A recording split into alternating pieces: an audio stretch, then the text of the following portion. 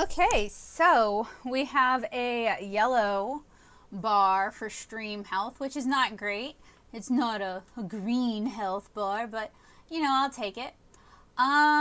So just gonna make sure things are kind of moving and shaking along before I like start markering again.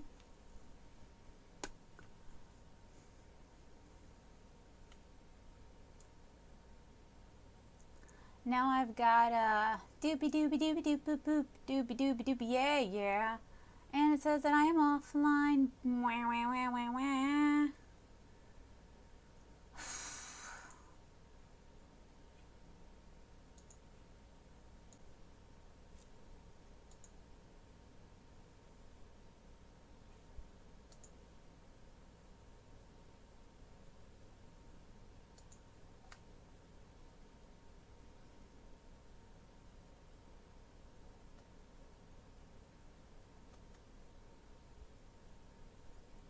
Oh, a green bar. Oh, it looks like, oof, woof. That exposure is not okay. Gotta fix that.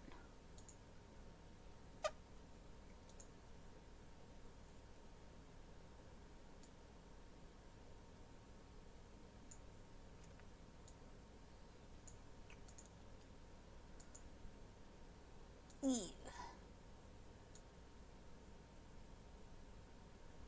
Oh, the problem is 6 is actually more accurate than 5.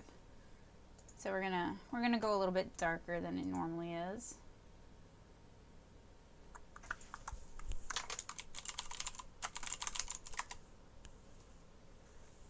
Yeah, okay. It looks like it's back up. So I'm gonna type this and I'm gonna say it. So it seems like it was my fault this time.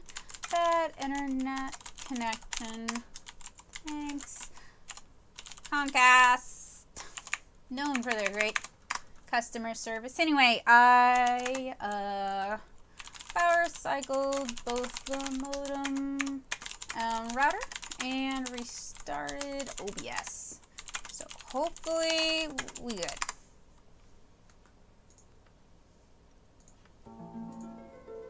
I have no idea where I lost y'all, and I'm typing this because I am not sure when I drop off again. Hello, Rondine Thomas. Good evening.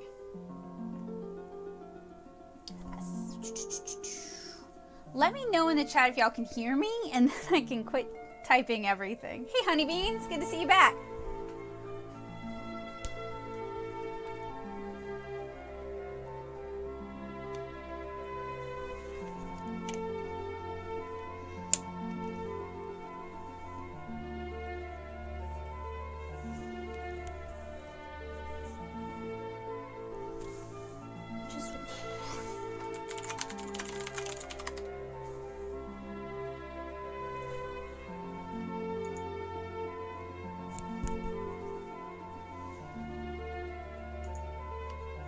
Doopy doopy doopy doop boop boop. Doopy doopy doopy yeah. Doopy doopy doopy doop boop boop. I don't need your love anymore.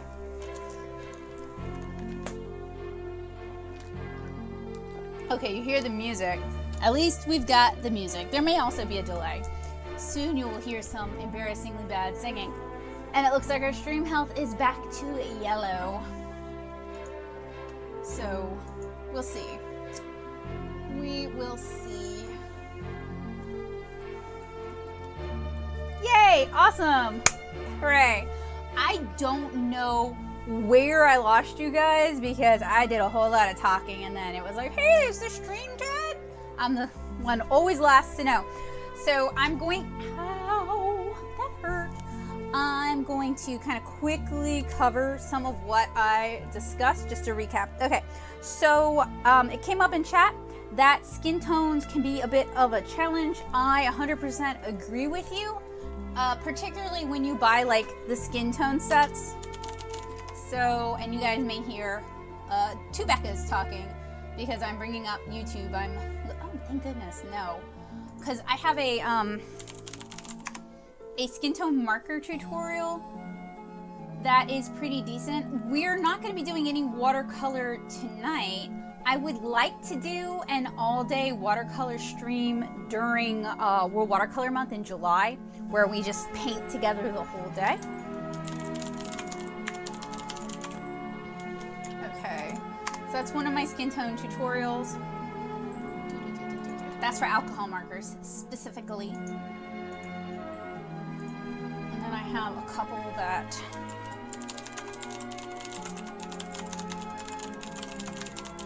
sorry, my brain does not let me type and talk. Don't really know why. Could be the ADHD.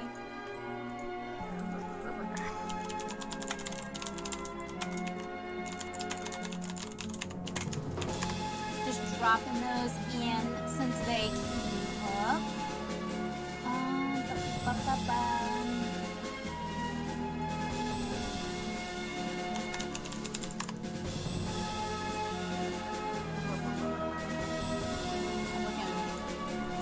Another easy blended shade tutorial that I mentioned. So Joseph's actually studying Japanese right now. He said he would come chat with you guys when he was done studying Japanese. I told him we didn't have to do any text for it. And I meant it. I'm looking for something. Haha, there we go.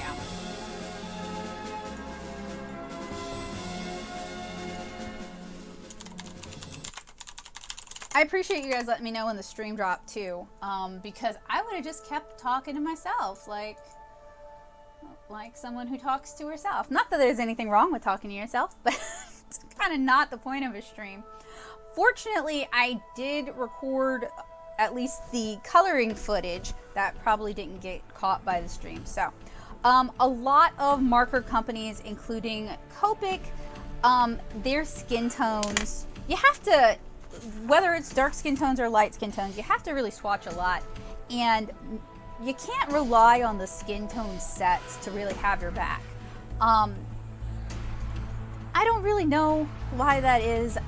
I'm not a big fan of their skin tone sets. They're okay for the lighter skin tones, but if you want to color darker skin tones, they're very remiss. I do a lot of swatching, as you can see. So for the cat girl, I wanted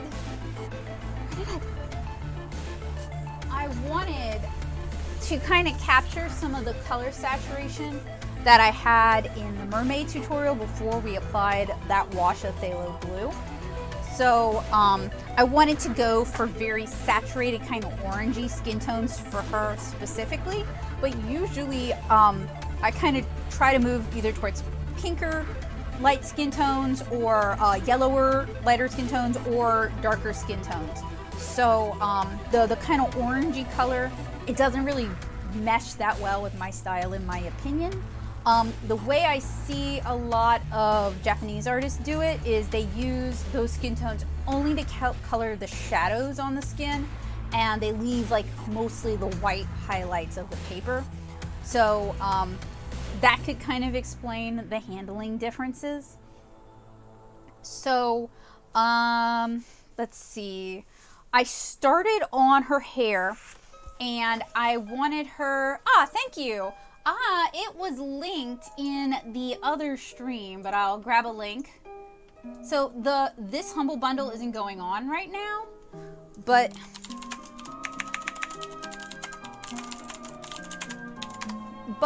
it'll tell you who some of the artists are if you want to use the music. It's supposed to be okay for commercial use and okay for videos. I like it. It's a nice change of pace and it's a little bit more upbeat. They have a bunch of different packs from like horror and mystical. I went with adventure game and like magical space just because it's upbeat and kind of chill. Hair. So I want her to have orange hair because she's based off of a cat I used to have. She passed away last year. She was a really cute little orange Manx. And whenever I draw cat girls, I always seem to draw my girl Remy. So that's kind of who I'm honoring here. And just like with skin tones, Copic's oranges are not necessarily, they can be a little too saturated, a little kind of fluorescent-y or plasticky for like natural things like hair or skin tones. So I am going to be using a bunch of different colors in it, and I am working with several different brands for it. So I started with a custom filled Copic. It's got Ranger's Peach Bellini. Ranger makes a bunch of alcohol inks. You can buy empty Copic sketches and fill them with those colors if you happen to. Yeah, I was really bummed about that. She's a good cat. On the plus side, she was 17. She'd had a good life. It's not like I lost a very young cat. Not that it makes it easier for anybody, but it's nice to know when you can give them a good life. And by drawing her, even if it's as anime cat girls, I'm keeping her memory alive and I'm talking about her. One thing, since she came up, one thing I would like to point out, if you're a cat owner, if you're a cat lover, she had to be put to sleep because she had an oral cancer that if her vet had been doing dental cleanings on her, she would have found out about and we could have treated it. But the vet we were taking her to in Louisiana was more of a dog person than a cat person. She didn't really want to have a whole lot to do with cats. So we trusted her, but I don't feel like she gave Remy the best care she could have. When she got really sick, we switched to a different vet because we kind of figured out this was out of her league. So the one thing, if you're a cat person, the one thing I would like to recommend is ask your vet to check for those kind of irregularities. What it did was it basically ate up her jaw. So, and it started eating into her tongue, so she wouldn't be able to eat anymore. And they just didn't think she could recover from that, obviously, if you can't eat. So that's something that with younger cats, they can check for that. So it's something to know that vets don't always bring up. Oh yeah, I bet they would fight sometimes. Yeah, honestly, if losing Rem means one other person doesn't lose their cat to an oral cancer like that, it would mean a lot because that's saving somebody else that pain. So I applied this color, which looks a lot more pink, but it actually swatches like kind of a nice light orange. And you can see what I mean when I say some alcohol inks are more of like an orangey color than really like a good skin tone. So it works great for the hair, not necessarily so great for her skin. And I'm gonna go ahead and apply that to her tail as well. And I think that gets us caught up, which is nice. Honestly, I'm glad it's an issue on my end rather than YouTube, because I can actually fix an issue on my end. I cannot fix an issue on YouTube's end.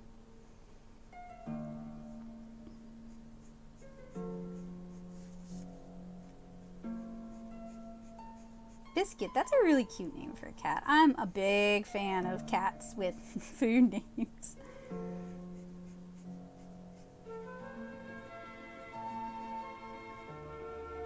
So with skin, I do layers very quickly, and I try to blend them out with the color prior so we get that like soft blend transition. With hair, I want to build up that color more rapidly so that we get really nice highlights.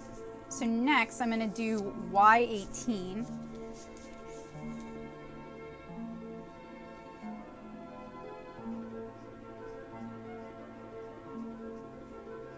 And start leaving some of that prior color still visible as our highlight. And I just like too many layers. Like, you don't have to do as many layers as I do. That's more like a My Strange Addiction problem, not like a I highly recommend this problem. Hey, Joseph.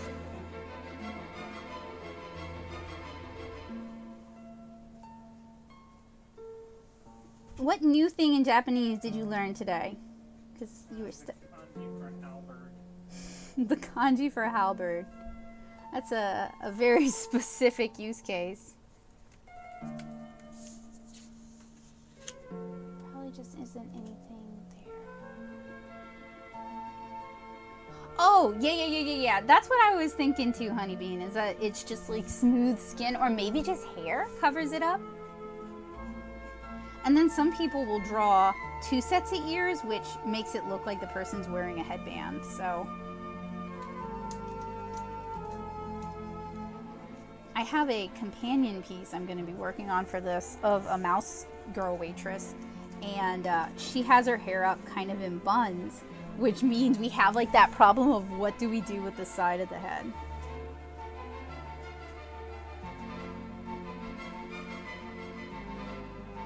Because it needs to look intentional. It needs to not look like, oh, Becca just forgot to draw ears.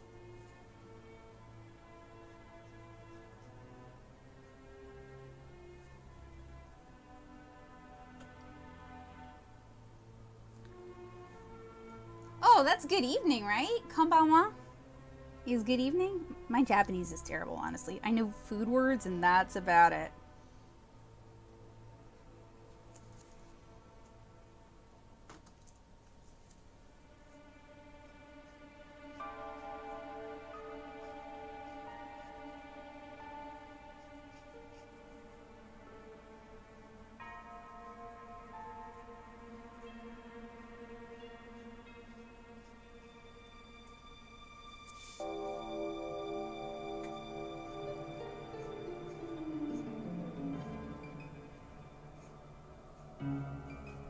Wish I had a fan in here.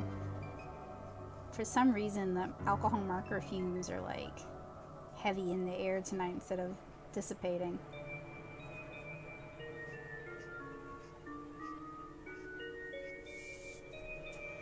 And I'm really reliant on the brush when I'm doing like hair because it allows me to use like this kind of like flicking motion, and that kind of gives a nice transition into the highlight.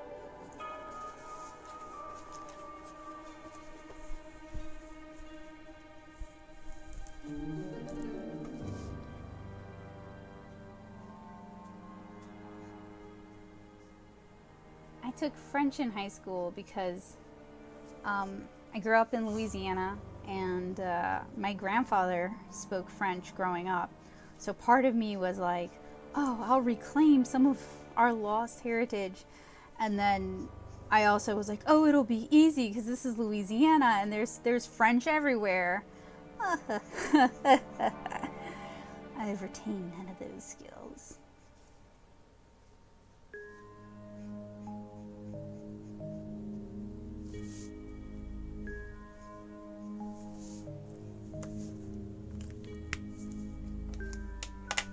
So at this point, it's just kind of like a waiting game. Apply a layer, let it dry for the hair so that we get these really nice reflections. What I can do though, is I can start working more on the tail because it's fur, so it's gonna have a softer transition. And I wanna do like tabby ringtail stripes, if y'all know what I mean.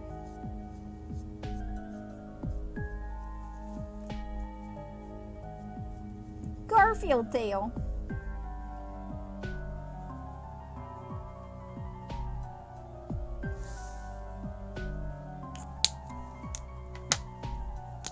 Could probably do the ears too, since the ears are fur.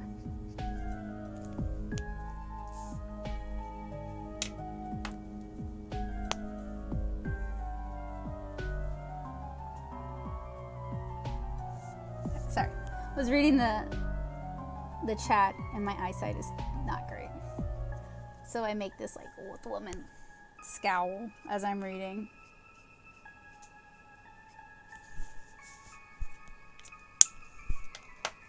Okay, then on to PB14, which is going into vermilion, a much more orangey orange.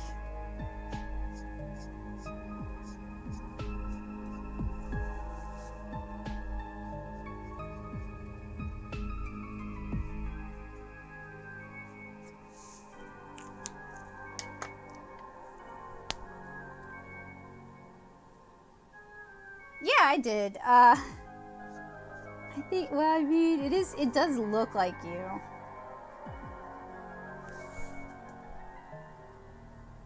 told you that during a meeting once, someone told me it was a nice illustration of Shaggy, where he was in the middle of saying that when my video kicked on. And he saw you. He was like, oh, oh, oh, oh. I mean, you've got a haircut now. It's not as like Beatles-tastic as it used to be. That's partially why I want to redo it. I could do it in the same style and just update how I draw the Adam's apple and how I draw your hair.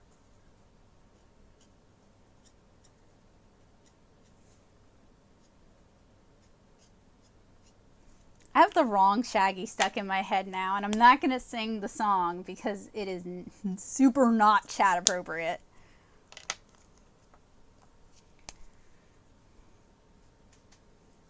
No, because when your hair is gray, you're going to be like, no, it helps me remember the good old days when I was a young, good-looking feller. Sorry, I'm just checking the secondary recording equipment. So I think this hair has dried. So I'm going to go in with PB 1, 2, and 3. And my goal for capturing like the shininess is to leave lots of the highlight color visible.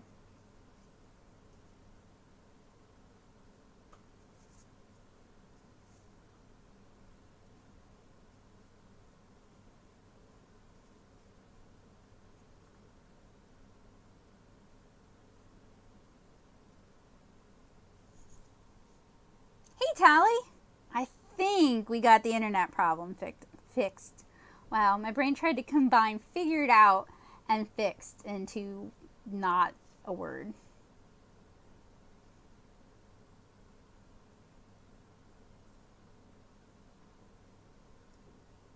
So I mentioned it at the beginning of, let's call it the Paper Child stream part 1. But I think next week I'm going to do a viewer request stream. So I think Bidoof is going to get their Vegeta. And I think what I'm going to do for that is I have a Google form where people can submit requests for the stream. So I'll grab a link to that before we end tonight. Ah, Gesundheit. And what I'm going to also do is I'm going to limit myself to 10 minutes per sketch. So that way I can get as many done as possible, and it'll also be a good exercise in just practicing getting work done quickly. And I'm aiming for Saturday. We'll see. Saturday is a popular night to stream, so if I continue to have bandwidth issues on Saturdays, I'm gonna look into switching nights again. I used to stream on Fridays, but Saturdays just seem to be better for people.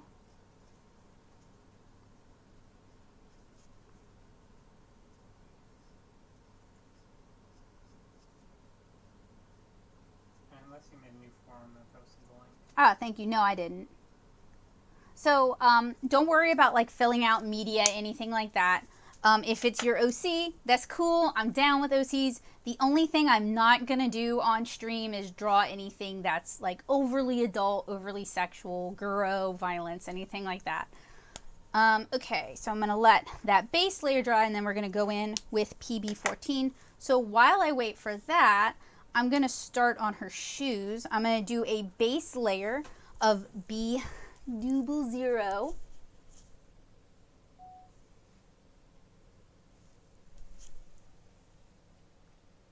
Yeah, it's just a sketch. I don't plan on mailing them out. I probably will scan them though.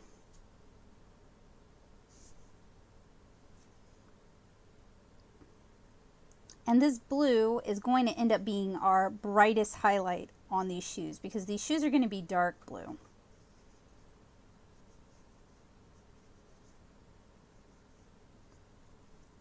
Wow, even with all the problems, I'm glad I started at 7 because we still have like the cut and assembly portion of this to do. I didn't want to be doing this at like 12 o'clock at night.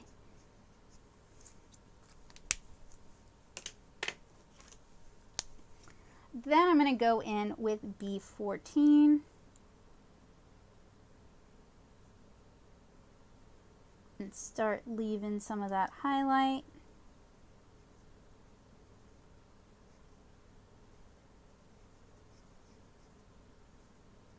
So with the requests, I'm going to do them first come, first serve. So, well, I say that.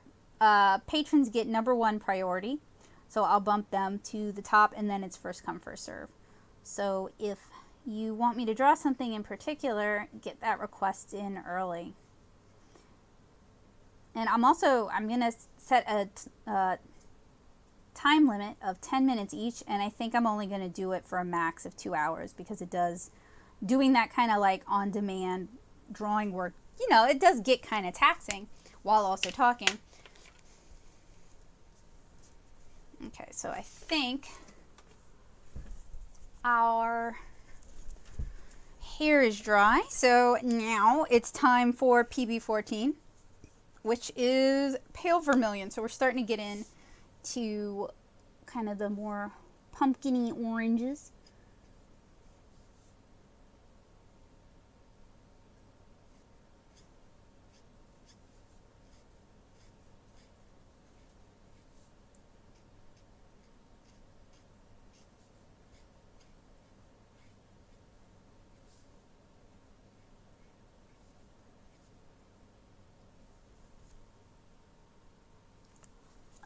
You know, I really like drawing for people. I can't do it all the time, and I don't want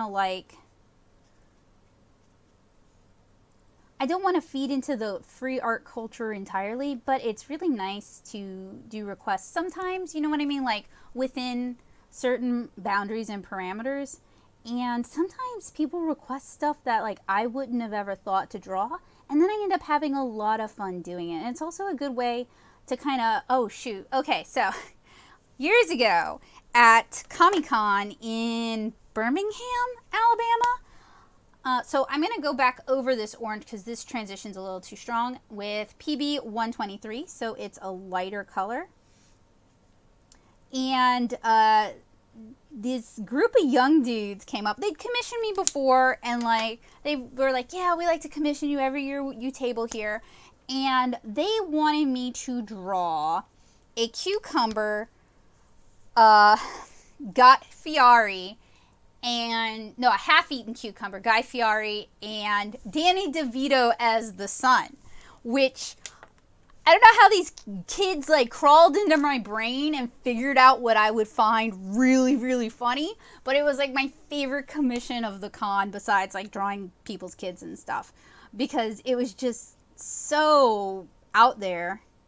And like I actually really had a lot of fun drawing Guy Fieri and drawing Danny DeVito, which if you look at my art, that's not something most people would be like, oh yeah, Becca should definitely draw that.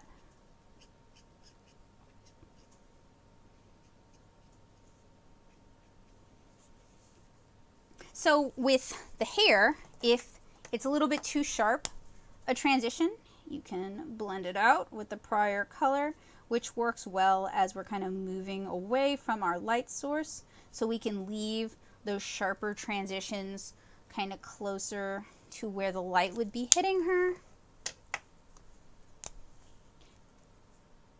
Yeah, I don't know, it was like an inside joke is what, yeah, that's what Joseph said. That's what, when I asked one of the guys, like, why a cucumber though? Like, I kind of understood Danny DeVito as the son, because it feels like it's probably a Teletubbies reference. And also, he is a little bit like an egg dude. I don't know. I think season 9's cover has... Oh, yeah. Okay. Makes sense. Always Sunny in Philadelphia. I don't really get... I mean, I get the Guy Fieri. Apparently, he's a really nice dude, too. So, you know. On that note, they're not in here this evening. But, a while back during another commission stream, we were talking about TV chefs as animals, and somebody suggested drawing, oh, what's his name? Angry all the time, British, blonde hair, spiky. Gordon Ramsay, sorry, as a ram. And then we talked about how Guy Fieri would be like a panda, not a panda, a raccoon because of diners, drive-ins, and dives. And one of my friends drew, well, one friend drew Gordon Ramsay as a ram, and the other friend drew Guy Fieri as a panda. And both of them tweeted the respective chefs. And Guy Fieri retweeted the raccoon, but Gordon Ramsay said nothing about the ram, which, I mean, like, that's kind of a shame because the person who did the ram did a really good job and it looked really cool, and the person who did the panda did it kind of goofy and lighthearted. It's just kind of a shame that Gordon Ramsay senpai did not notice. That's right, they went to Flavortown. I don't know, we all kind of love Guy Fieri. But not in like, or I can't speak for everyone, but it's not romantic for me. Okay, next I'm going to do PB13. I'm going to start in the tail and the ears and then work it into her hair.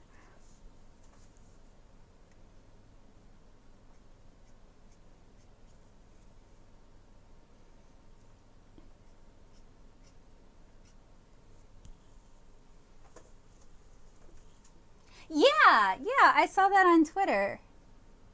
So, he seems like he has a good sense of humor too. Although, if somebody drew me as a raccoon, I would be all about that.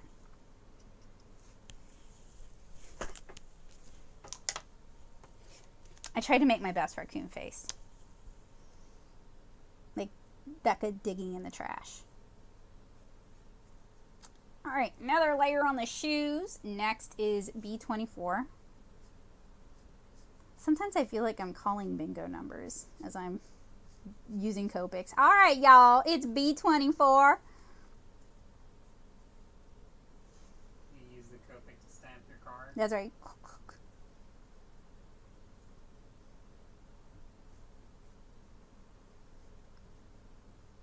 I kind of like bingo. I used to play church bingo when we'd have like church festivals. It was 25 cents a card. I never ever won, but it wasn't about winning for me because I'm super unlucky. What kind of animal do I think I would be? I'm definitely a raccoon. All right, I'm part of the Nook family. I'm the weird girl cousin. Okay, so gonna let that dry. Gonna go back into the hair. Is there a B52? Da-da-na-na-na-na-na-na-na. Maybe, probably. PB13.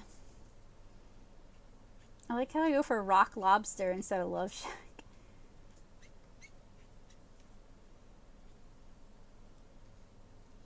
Content aware ID. They're gonna flag this stream for too much singing. Bad parody covers.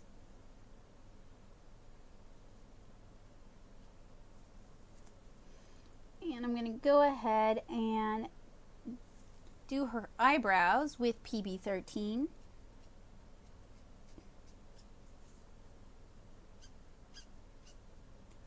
Oh, I love brush markers.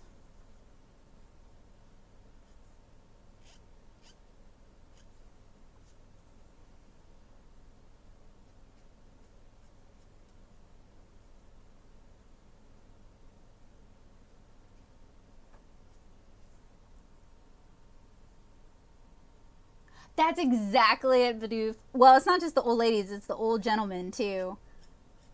They just much faster than I am. And frankly, I don't need a CRT TV, sorry. Ah, that's the ding of the camera saying Becca.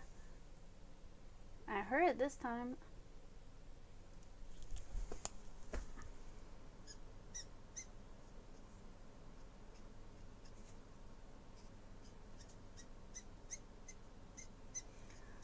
So, as you guys can see, I have an addiction to using too many colors, too many markers, to get like these really soft blended transitions.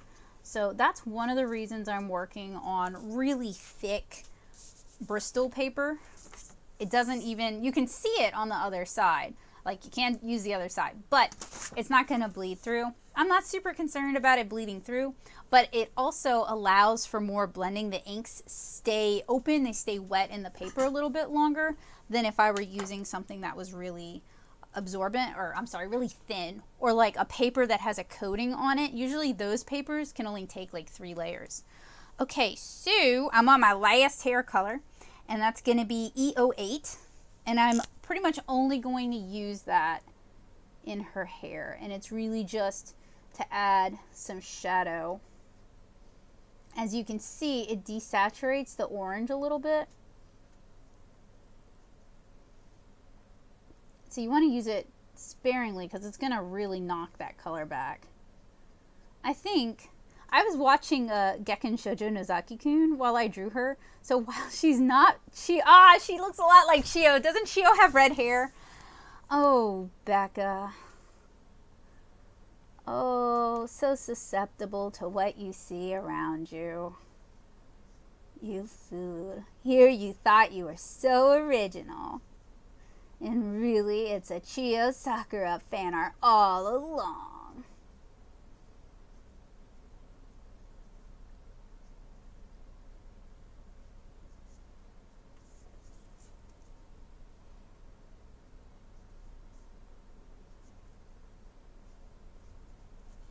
And just a little bit down here, just so that it looks like the skirt's casting a shadow.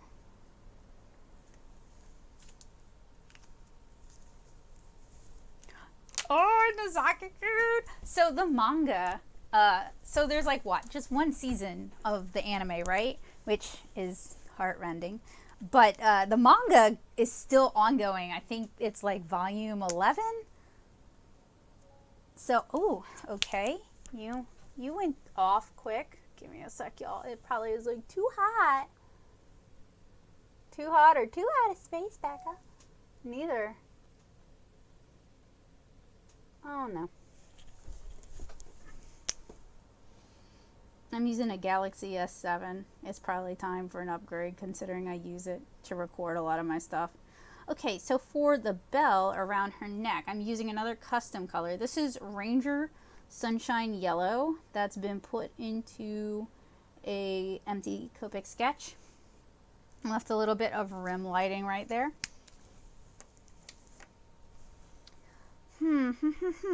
Let's finish up those shoes. So next is B37.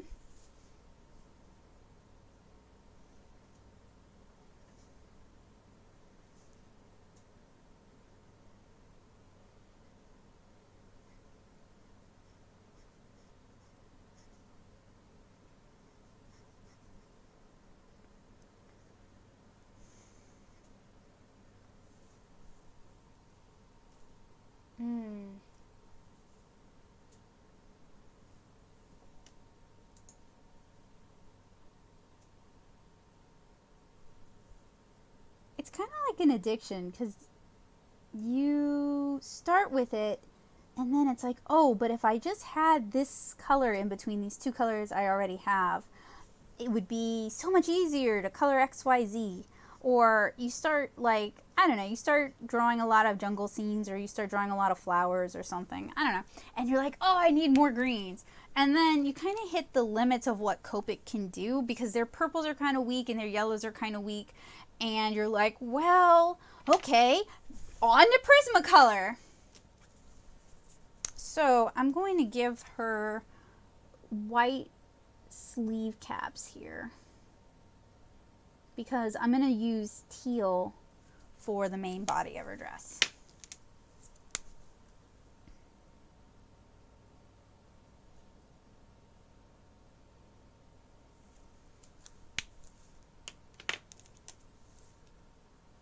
Yeah, you know, I saw somebody did a review on YouTube of it, and it sounds like it's interesting. I'm kind of iffy on isekai. I liked Inuyasha, and I like, oh snap, there's two isekai shows about cooking and food that I like because they're about cooking and food. But this one, it sounds like it could be appealing because she realizes her life is gonna, like, go into the garbage can if she doesn't drastically change her behavior. And I like stories about people realizing they're doing wrong and like actually changing themselves. So on the shoes, I'm going to do one final layer with C82. So that's a Neo Pico color. Ah, thank you.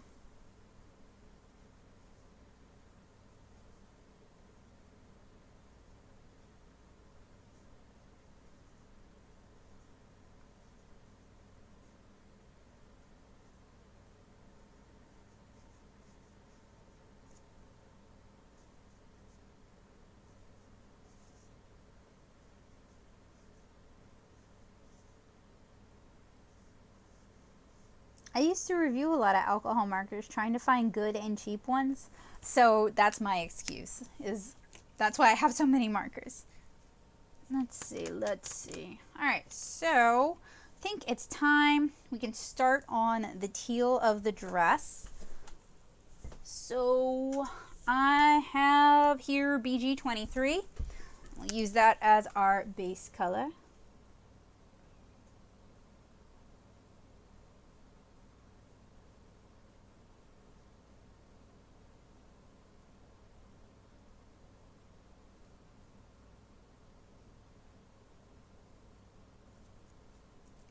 Leaving a little bit of white highlight there.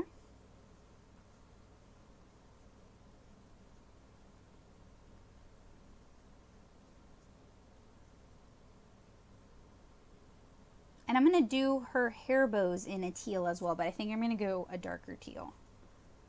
And then over here.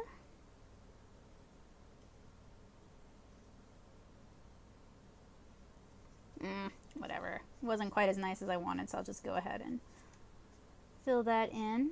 And since I do so many layers, I'm not super particular about streaking because usually streaking gets blended out anyway.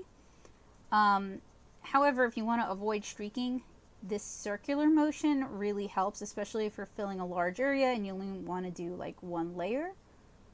Of course, if your marker is running dead, it's going to streak. And then it starts making that sort of sound, like a record scrub.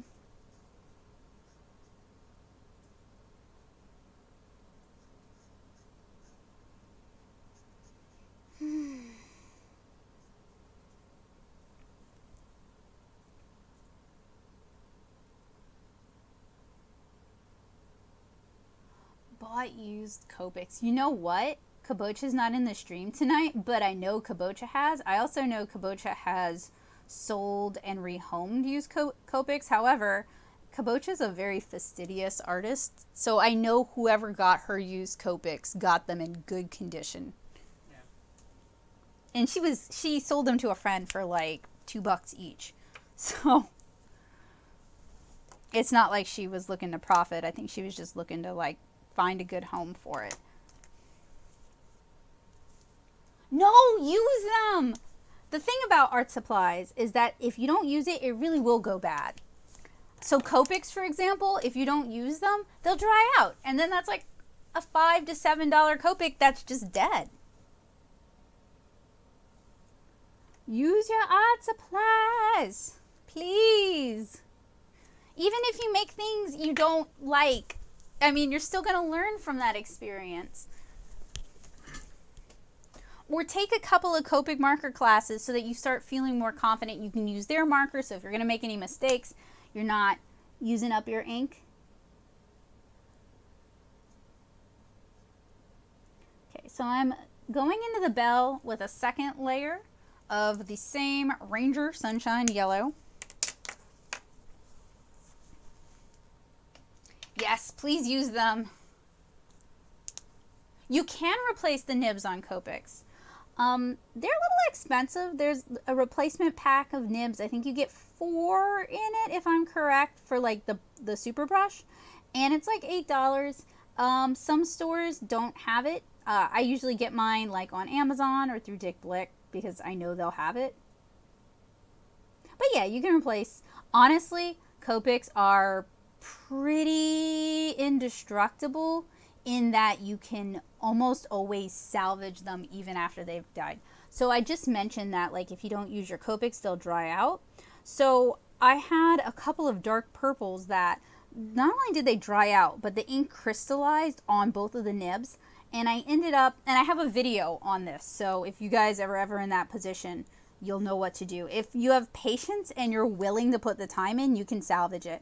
You also need a bunch of 99% isopropyl alcohol, so like rubbing alcohol, which is fairly cheap.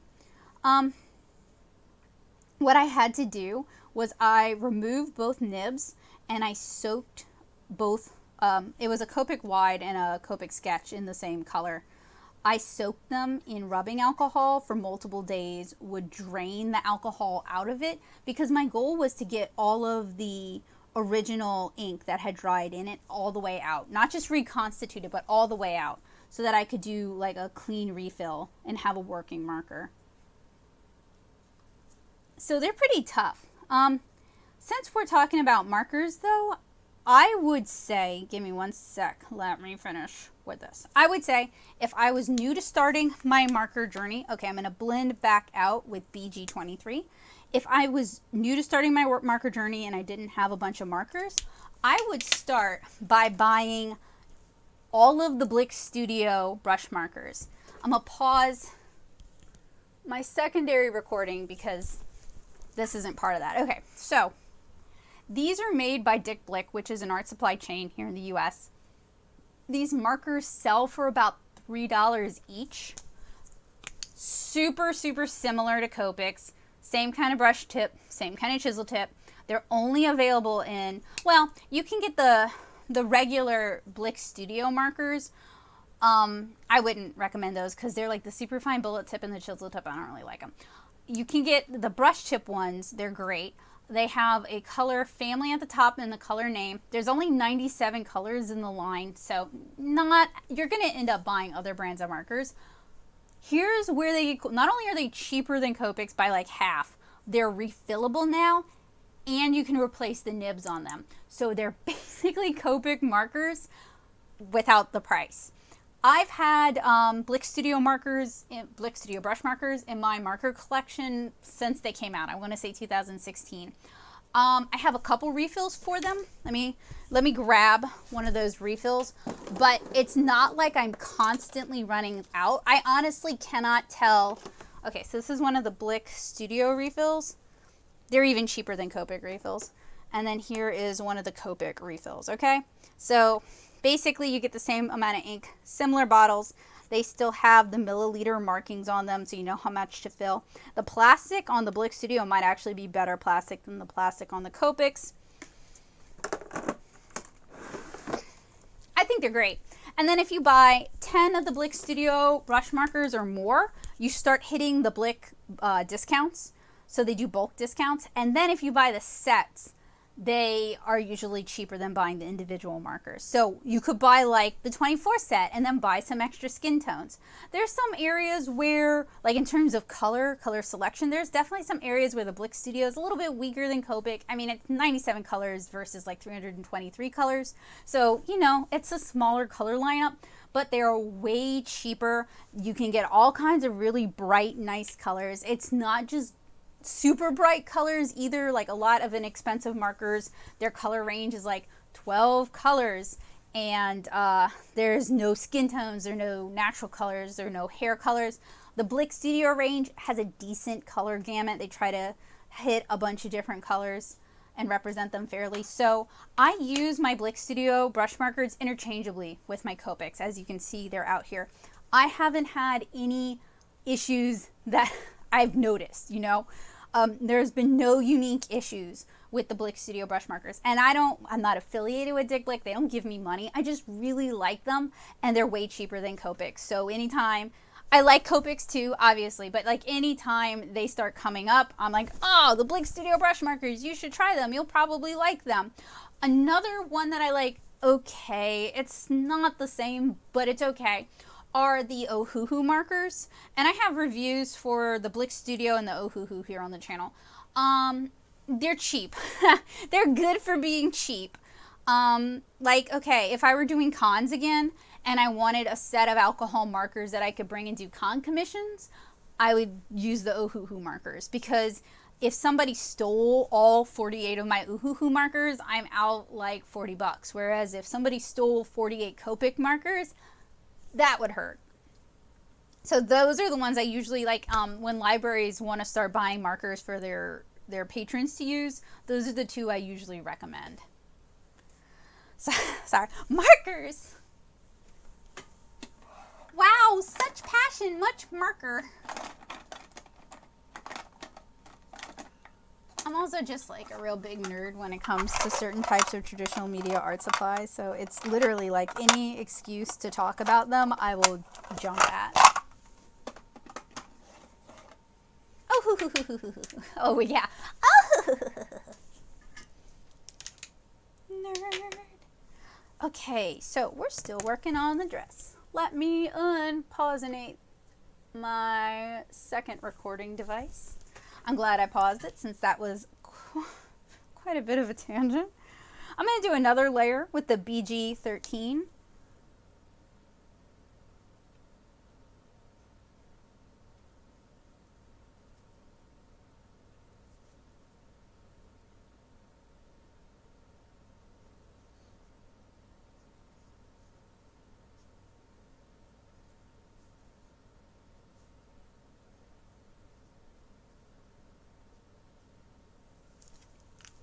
Then as I go, I'm going to, no, don't lick them.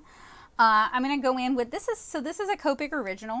I've replaced one of the brushes. So this is BG49. I don't really like the Copic originals. I think I got sent one in an Art Snacks and I was just like, these markers are too expensive not to use. So I tried to find a way that would make it work for me.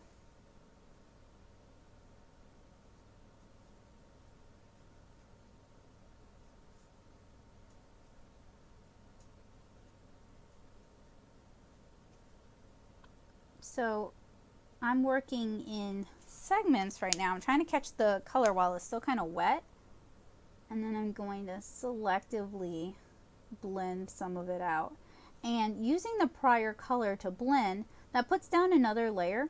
So in that transition zone between the two colors, you end up putting down another layer of color. So you get a slightly darker shade. So that kind of bridges the gap. It also blends the color out a little bit. Oh wait, I didn't even put any down on the skirt.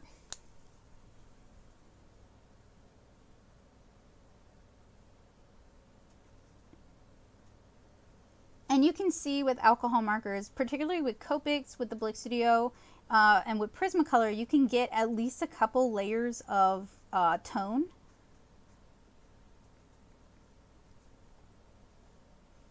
Which is great if you have a smaller marker collection because it kind of bridges the gap between those transitional colors so you don't need as many.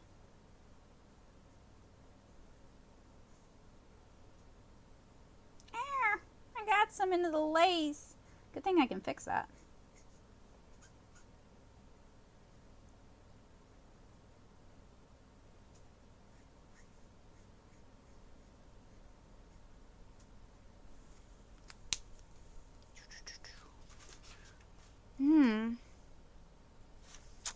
Looking for that colorless blender that I have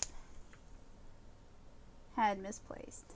And you can use the colorless blender if you get like a little bit outside the lines. You can use it to just kind of blend it back a little bit. That works better on white than it does on dark colored areas, because if you use the colorless blender on dark colored areas, what it's going to do is it's going to push that color back and it's going to create kind of this weird lighter version of the color.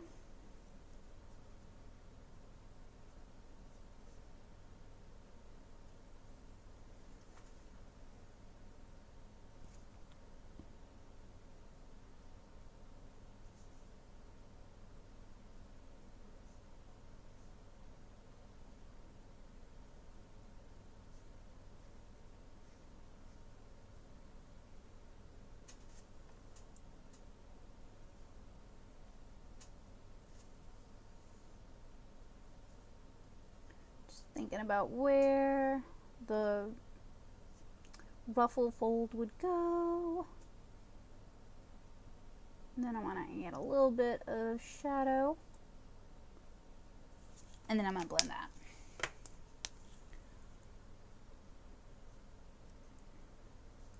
So if you guys are interested in seeing this kind of art with a watercolor slant, I can definitely do that. I just need to know ahead of time. The thing about watercolor, I'm so glad I'm not doing watercolor tonight because I think it's raining outside, is it is so dependent on the outside environment for how long it's going to take to dry.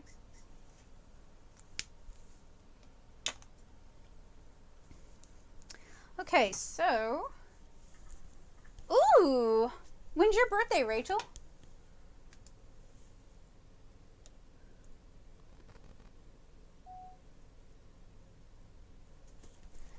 I'm gonna start. Yeah, it's been raining a lot. Fortunately, the weather today, for the most part, it was hot, but it was nice. The skies are so clear.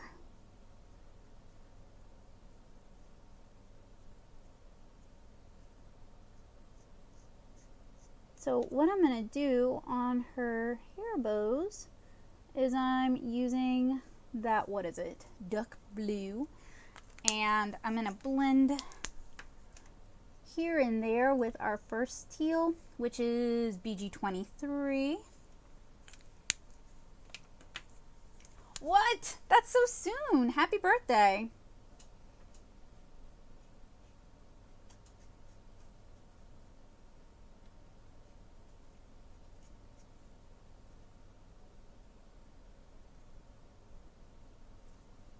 And then I'll do the same over here.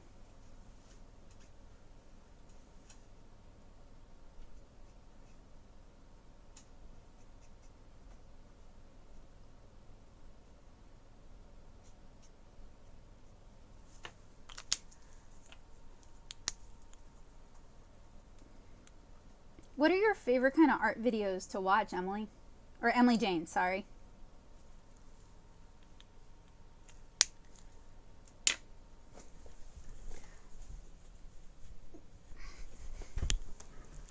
And then, in her eyes, I'm going to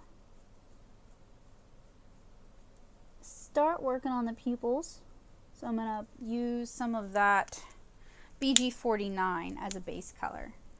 And then her dress should have dried a little bit, so we can, you see how when I do that second layer of the same color, you can see it against the teal of the dress.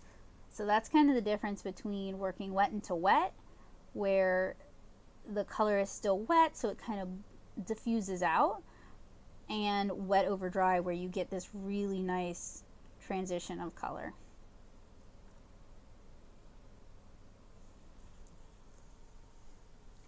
Do you have the water-based Tombows, the Tombow ABTs, or the new alcohol Tombows? I have some Tombows, and I have the water-based ones, and I really would like to do more art with them.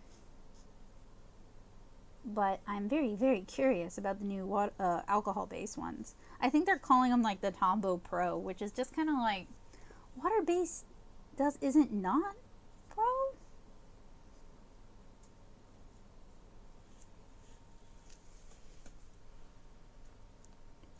I know what you mean, honeybeans. It makes it like you're hanging out with somebody.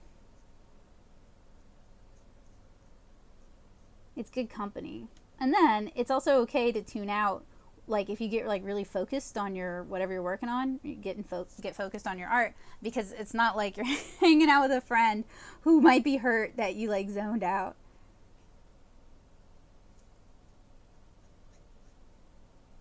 I watch a lot of like videos on like older technology or computer technology for that reason.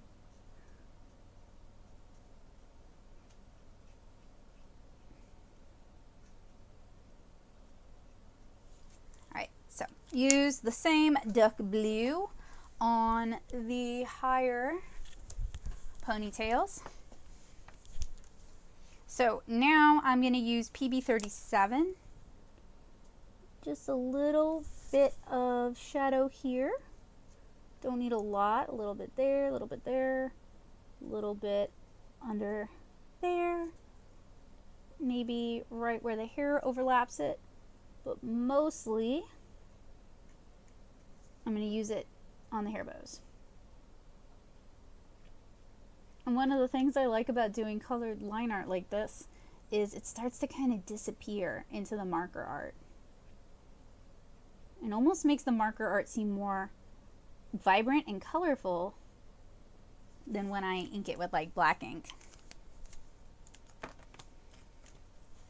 And then finally, 017 in Blick Studio. And that one's a fair bit darker.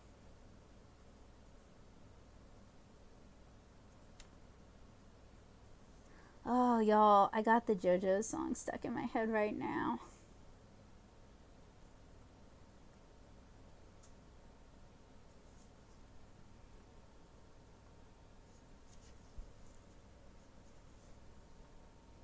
I like how she's coming along there. She's a real cutie.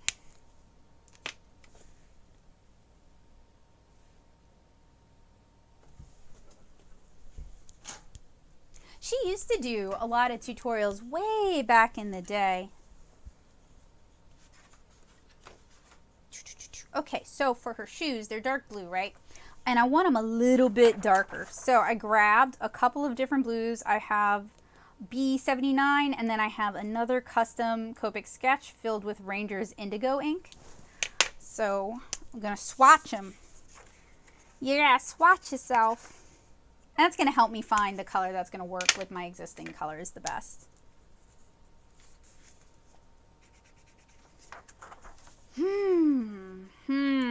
So Iris, and my camera is probably not doing it any justice, is really more like a purple blue. So I'm going to go with indigo, I think. That might have been a mistake, but that's okay. We live by our mistakes here. Also use it as the base color to color the black on the heels of her shoes.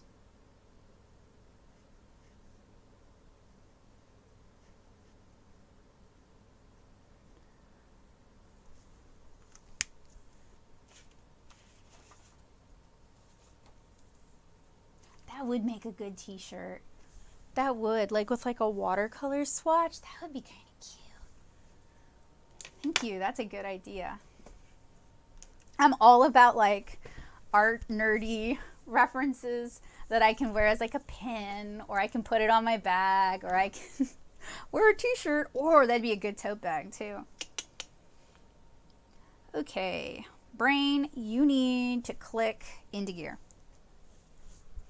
Working on that bell. With, this is E87. So we get a really nice kind of bronze shadow on that bell. Boop. Yeah, I like it. And then I want to color the ribbon around her neck, and I want it to be a way darker teal than the teal on her dress. Black would have been a good color for that too.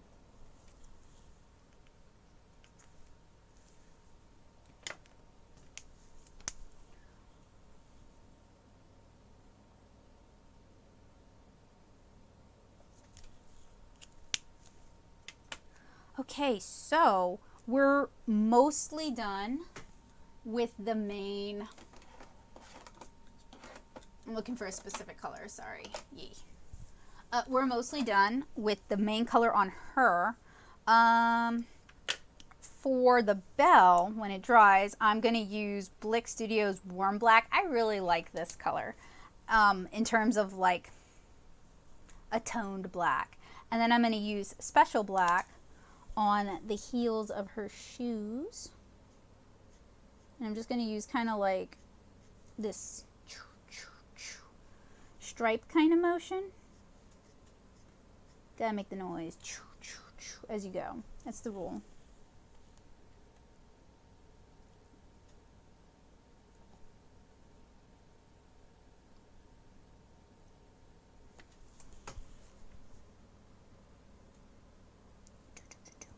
Had to connect it. Okay.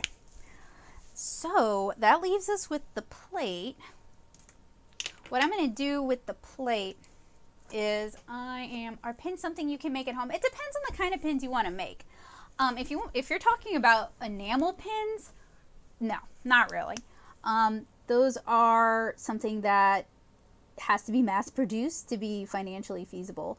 But you can make, give me 1 second, I'll actually grab one. You can make really cute other types of pins. Let me pause the secondary device. Okay, so Sorry about that. This is a laser cut wooden charm that I've colored with Posca and sealed. So a laser just etched into the wood. You could do laser cut acrylic. You can also do like acrylic charms and then just glue a pin back onto them. Obviously, unless you have a laser cutter, you can't really do that at home. There's also like, you know those round pinback buttons? You can buy button machines. You can even buy the kind that snap together. I got an example of that. Give me a sec.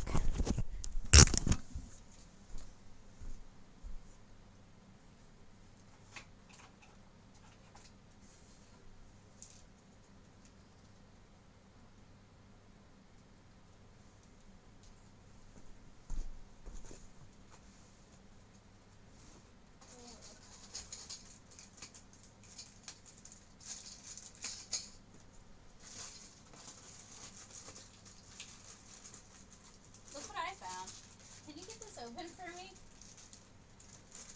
My throat's been hurting, so the timing is perfect.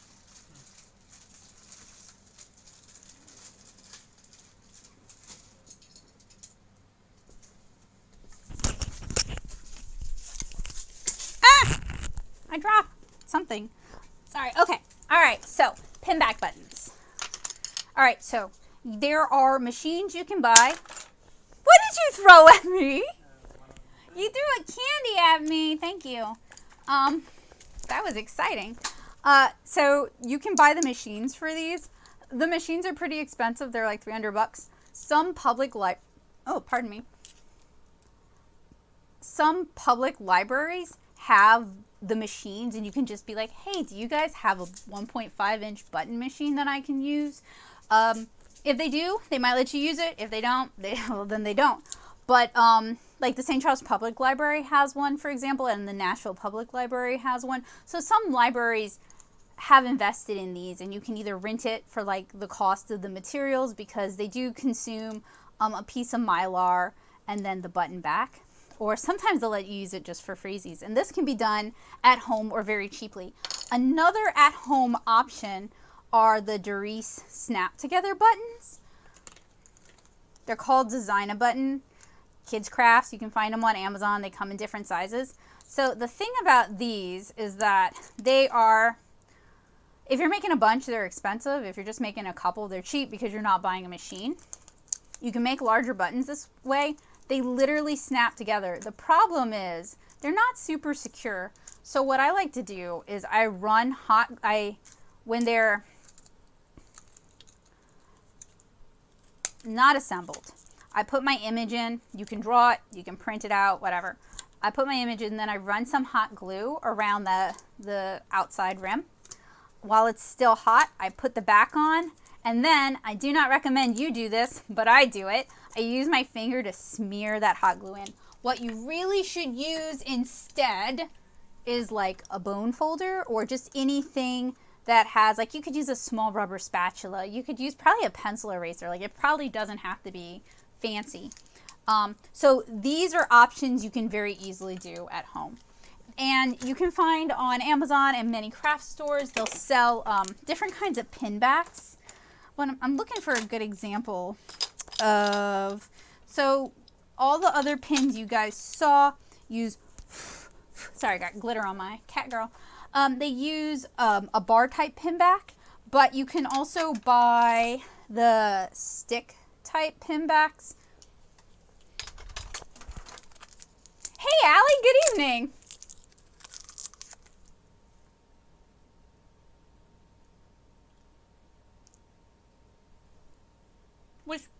Oh well, sorry.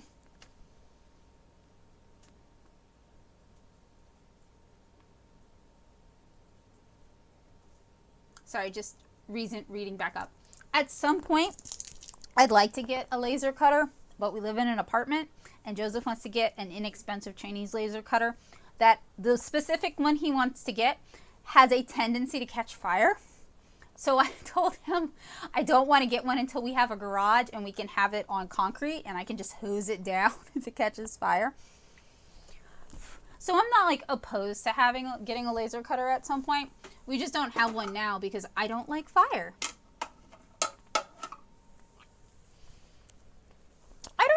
would use a 3D printer. Sorry. It's one of those, I'm eating one of those. They're technically not candy. They're technically like throat lozenges.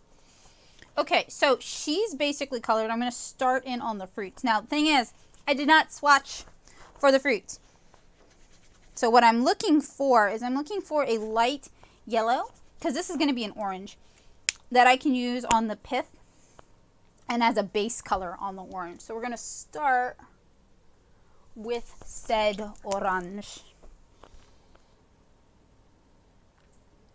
Once upon a time, I am not super good at online sales. My stuff does not sell very well online, partially because I have a big personality, as you guys can see. And my personality is a big part of why things I make sell. So I do well at cons, but I never really did well with online stores. So I used to do a lot of cons. If you're new to conventions, in fact, I used to co-run a Tumblr that is really, really helpful. I don't know if the other creator is still running it, but I'll check in a minute. Okay, so I applied a base layer of YO2 Canary Yellow to our orange. I'm using the blender, and I just want to kind of push that color back. Especially in when I do like that, I'm testing to see if the tip is still wet or if I need to refill it. It feels kind of dry. So most colorless blenders for alcohol markers they use the same solvent. So I'll just use a Blick Studio one instead, because this one's nice and juicy.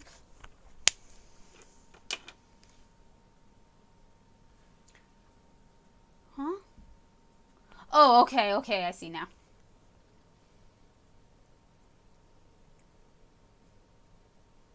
Is there any other glue that you can use? Yeah, you could probably use like almost any other kind of glue. You could probably use like Elmer's glue. Mention if they can adhere plastic to plastic.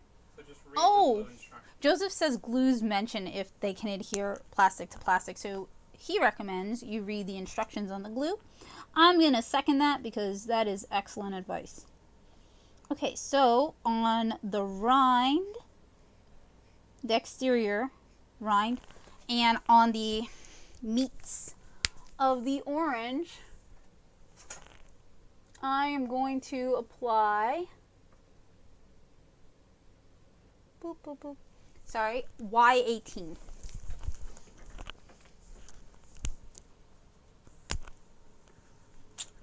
Bomber Bee's right. There are plastics that will glues that'll basically eat into the plastic. So I'm working my way kind of around the white pith of the orange, kind of using the side of my brush, and I'm doing these like flicking brush strokes.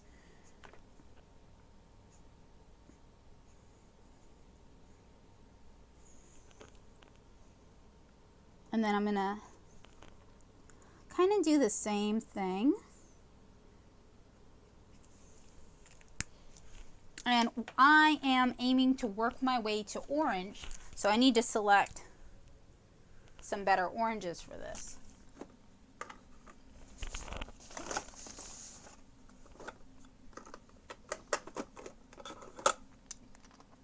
I have what amounts to candy in my mouth, but I also want to say, you guys have been phenomenal tonight. I really, really appreciate y'all hanging out and y'all being so cool. And I will say that every time we have a stream and y'all are awesome, because I feel like people deserve to be told when they're being awesome. Okay, so I grabbed 3 potential oranges. We have pumpkin yellow. We have a Watercolor, which I think this one doesn't actually, no, it's actually orange. I was thinking this is the one that looks orange and then it's not. And then we have Chinese orange, which is really more of like a dark pumpkin. And this is an orange, right? I'm looking for like an orange. Tally, you might want to use paper clay, like air dry clay, rather than paper mache for that. Air dry clay is very inexpensive, actually. Crayola makes Model Magic, That's an air dry clay. You can find it just about anywhere. It's very lightweight, unlike paper mache, which when paper mache finishes drying, they might still be kind of too heavy. Do I not own any good oranges, or are they all in like my classes set?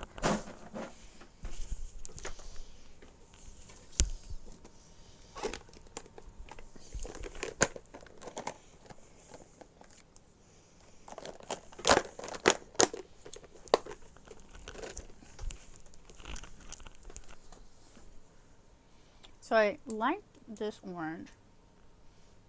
That one's not such a good fit.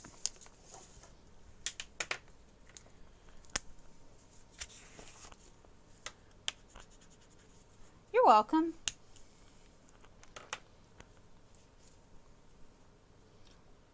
Oh, really? Regarding Model Magic being hard to work with? I used it a lot when I was younger, but I was not trying to make a very definite thing, if that makes sense.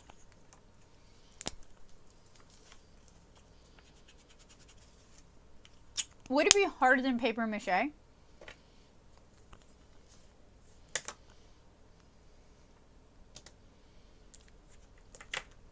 Figuring out my oranges. That's going to be another pumpkin orange.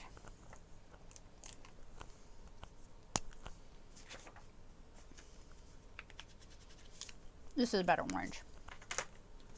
Okay.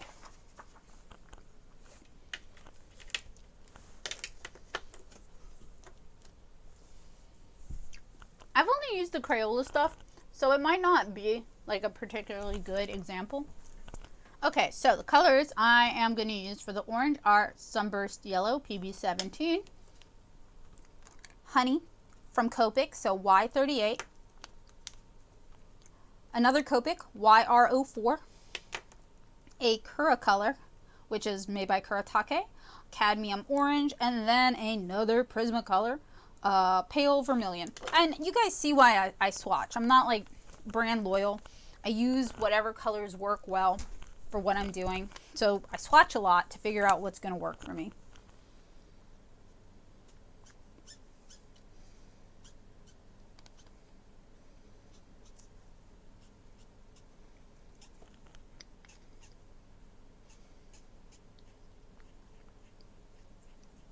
And trying to talk around the throat lozenge makes my mouth just want to like drool. So if I'm quiet, it's because I'm trying not to dribble.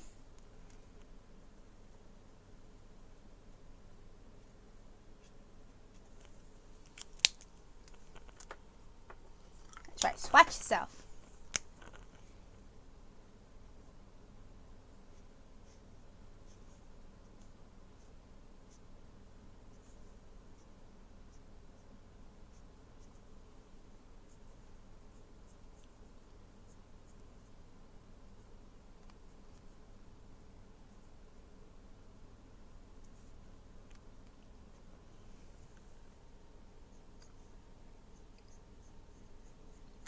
But my throat was getting all rickety wrecked, so ow, what is sticky on my paper? Probably probably. So I am very grateful because this lozenge is doing its job. Okay, starting to do kind of like the pokey dotty orange line thing.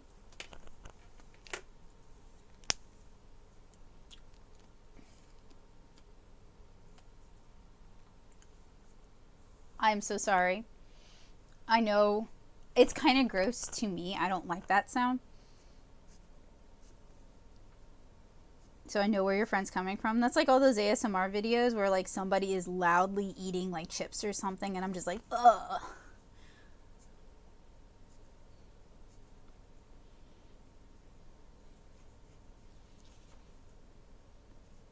Also, some people just think it's gross to like talk and eat. Even candy. I don't necessarily. I'm just a gross individual myself. But, you know, I have a friend who it like really grosses them out.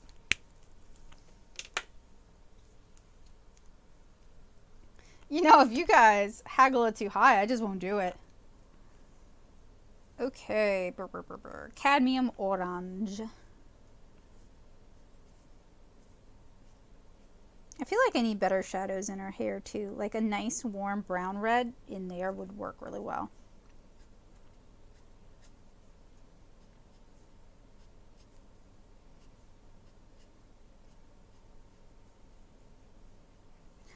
The orange is turning out fun though. That orange is looking pretty good.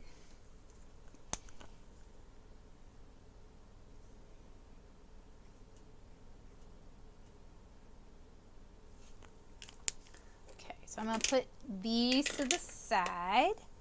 I'm gonna grab a base color. I'm gonna grab some colors.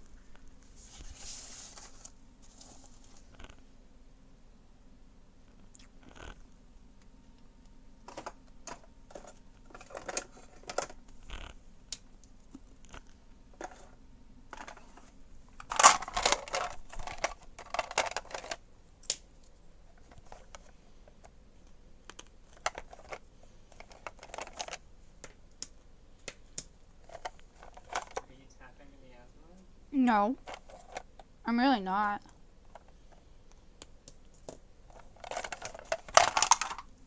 I'm tapping because I'm thinking. And for some reason, my brain thinks better. Yeah. No, if I attach a physical action to it, but it's not like an important physical action.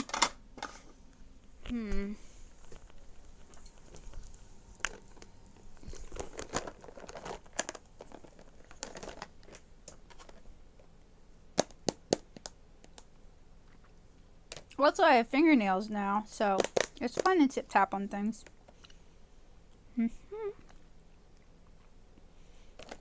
I think burnt sienna might work better anyway.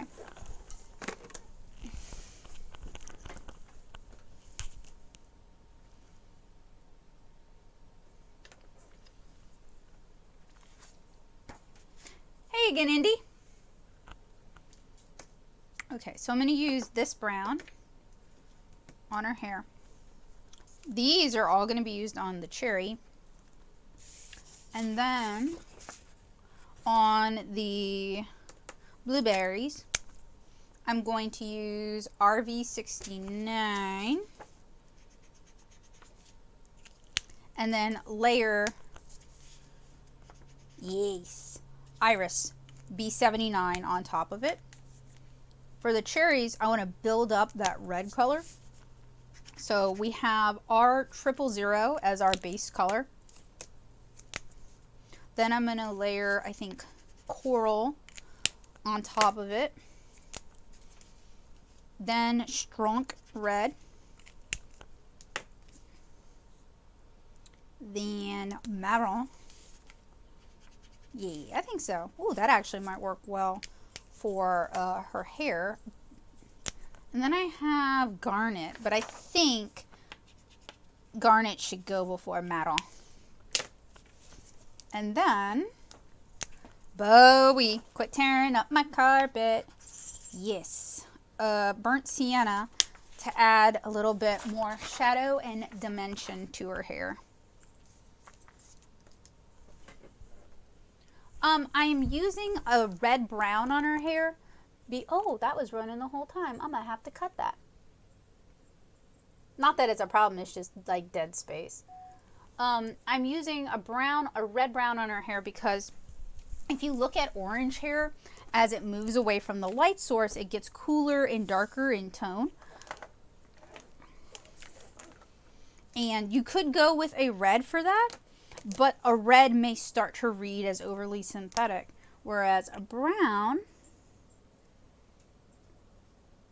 will just look more like the hair is in shadow. See what I mean? So what that does is it kind of pushes it back into the background.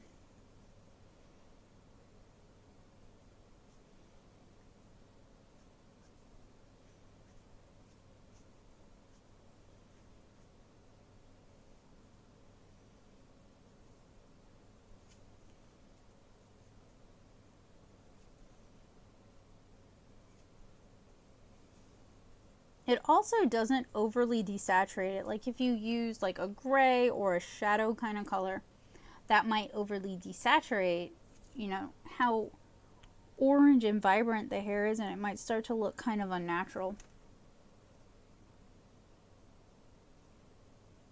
So another thing it does is it kind of preserves that intensity.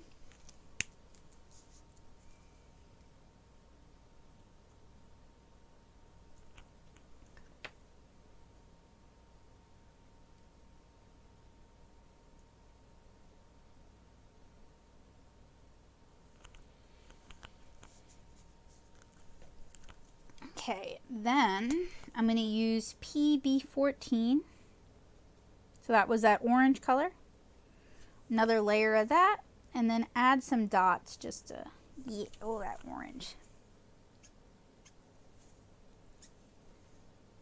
Sorry, I have to do a little happy dance.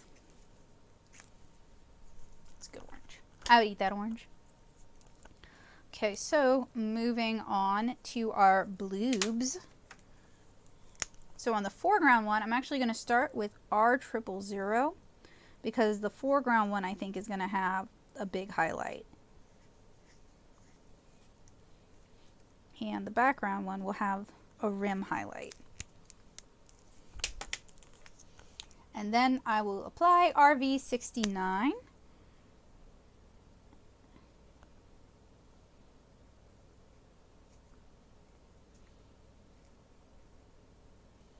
And you can see it kind of blurry blending out. That was on purpose. That's because the ink is still very wet.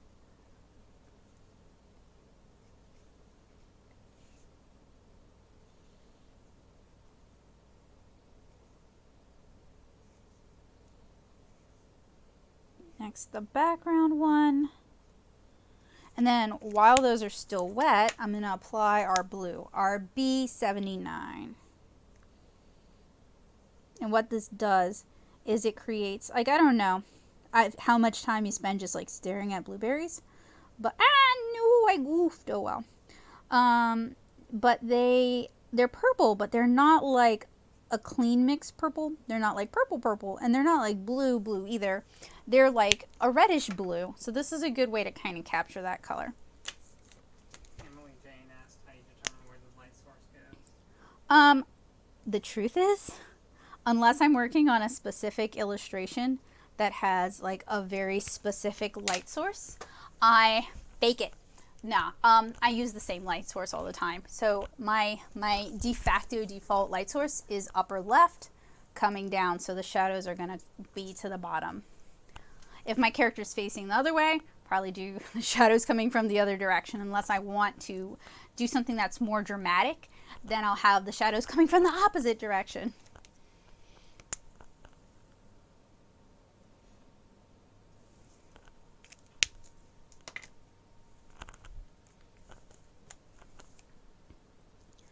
Now I'll start on, no, okay. So you see how the tip is a little bit dirty?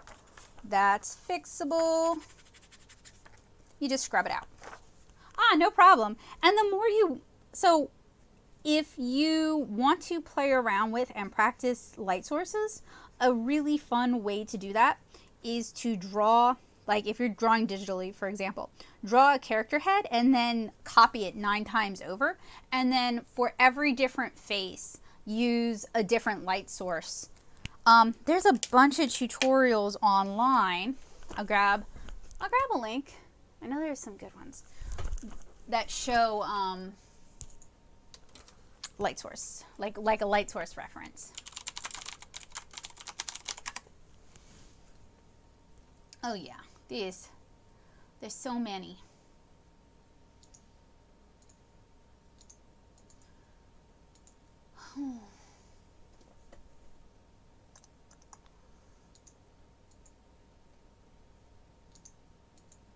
This makes me want to practice that because I can definitely always do some skill building.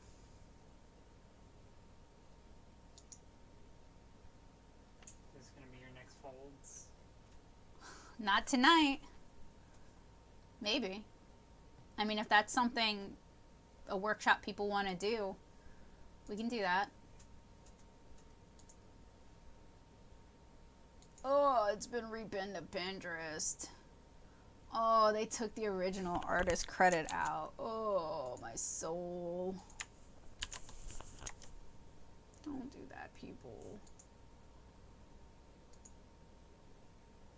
This is, the one I'm about to link is gonna, ooh, there's so many. Ooh, that's too long. Give me a sec.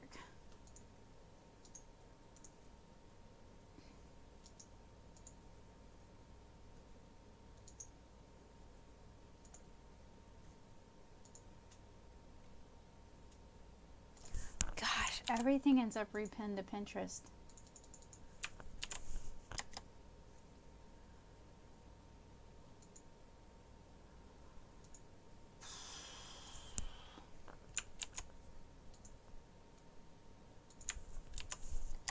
What I really need to practice is using different tones of light, different colors of light in my art in terms of shadow. I take a very cheap approach.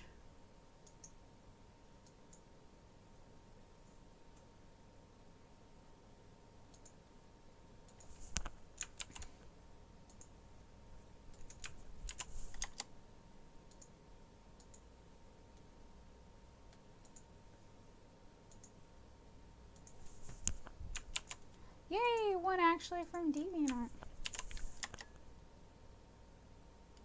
Oh, sorry. I mean, you don't have to do it right now. Oh, and this one's for purchase. Oh, give me a break. It's $2. I could buy that.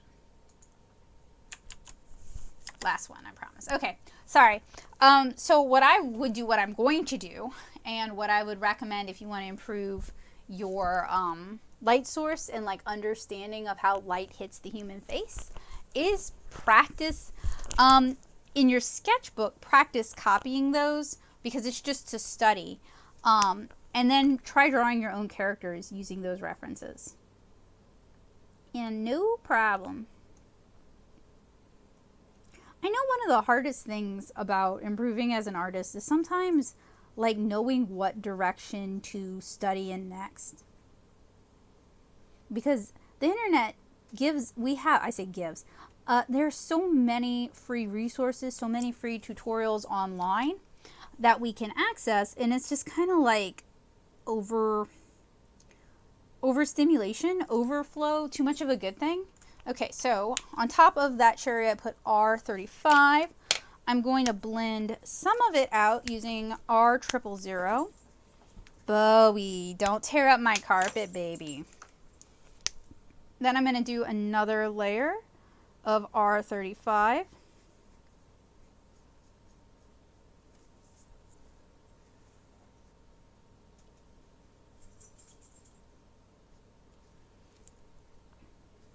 And then it's also very easy to get very discouraged when you're kind of learning art on your own or with a group of friends and you're using online resources, because it's very easy to just compare yourself to others, and especially if they're more popular than you, and you can see what they're doing and you can see that what you're doing is different, and maybe originally you started out with a completely different goal in mind. Like, you don't even want the same things, you're in completely different lines of artwork, but their work is much more popular than yours for whatever reason, and you start to really doubt yourself.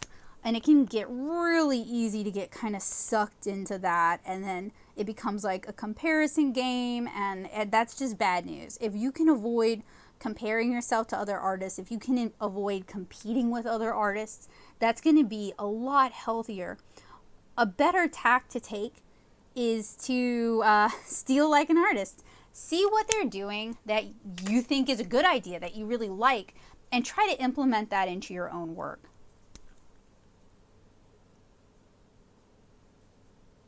And I'll read the colors in just a second, but I'm working wet into wet right now, so the alcohol hasn't fully evaporated, so we're going to get smoother blends.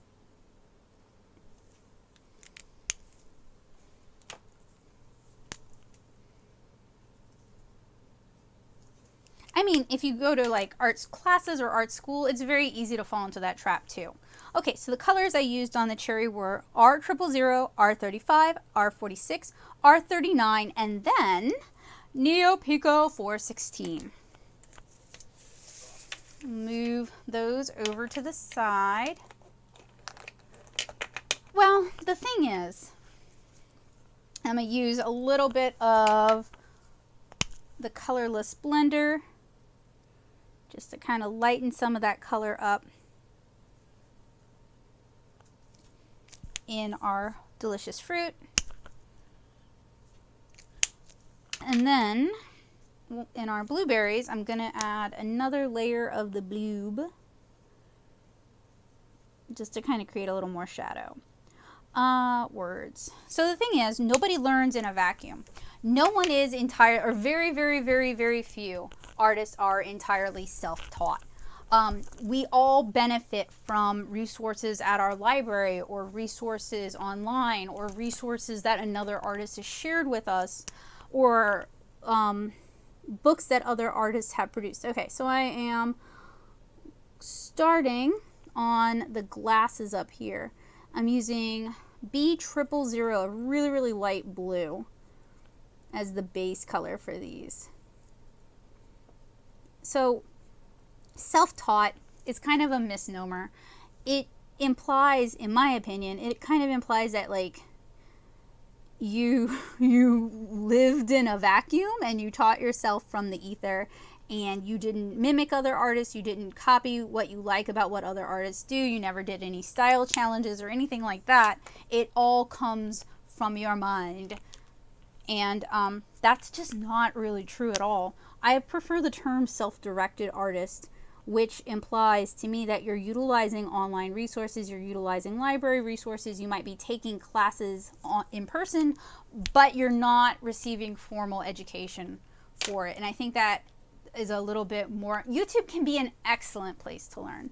I am not ragging YouTube one little bit. But self-directed kind of implies that you're using existing resources to educate yourself. So to me, it kind of removes a little bit of that, like, I don't think it's an intentional deception. Well, I think for the most part, most artists are not intentionally trying to deceive other artists into thinking they've invented everything whole cloth. But I also think when people talk about being self-taught and how you can do it too, they need to provide the resources that they use if they really want to push that being self-taught is feasible. I definitely think it is. I'm not saying it's not.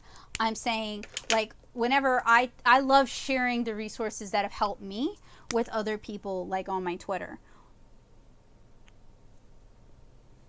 I love recommending books that have inspired me or were useful for me, because that helps other artists grow and it helps them on their journey too, so they're not kind of stumbling alone in the dark. So I am really more of like a reading tutorials kind of person. I am a really big, so I want to do some pink, like pink on this sweet here and then pink on that ice cream. So I grabbed a couple pinks to swatch. I have the Blick Studio in 011 and in 019. So like, let's talk about figure drawing, for example. I am a really big fan of the Andrew Loomis books. They're older books. Many libraries have them. That's one of the reasons I'm a really big fan of them, is a lot of libraries don't really carry a lot of art books. But they may have the Andrew Loomis books because they're kind of seen as like classics. So figure drawing, for all it's worth, is a really good resource on kind of showing you that drawing people can be done systematically. So and understanding anatomy can be done kind of systematically. Joseph, what other kind of tutorials do I like? I like the Glenn Vilppu drawing manual a lot. That was like a game changer for me when it came to drawing people and understanding anatomy. I will admit I did go to, so I have a degree in digital art for my undergraduate degree, and then I went to SCAD for my master's degree, and I went to SCAD for comics. So I really did learn a lot while at SCAD, but I didn't necessarily learn a lot about drawing while I was at UNO, because they didn't really have too many professors who were allowed to teach in-depth drawing classes. I took as many illustration classes as I could take there, but there wasn't like an illustration program there at the time. So I had to do a lot of my learning, a lot of my art learning online. So when I was first getting started, I would frequent a particular message board that I can't recommend because it's gotten really toxic now. But they would share tutorials, and a lot of those tutorials were originally from DeviantArt. Miyuli, M-I-Y-U-L-I.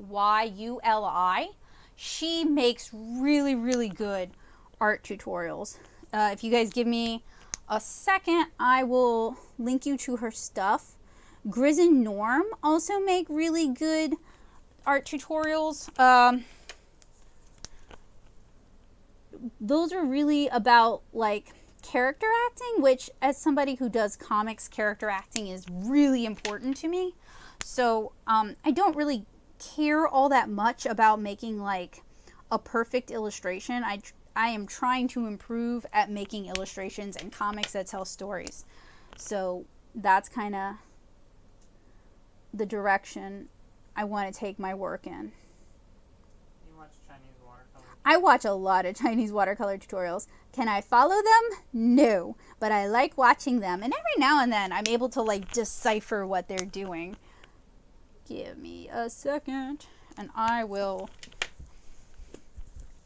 grab some links. Ah, funicular. Oh, it's dedicular. Weh.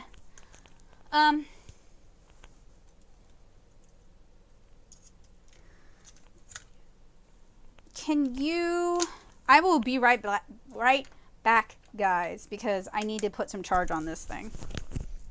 It's also hot as the sun.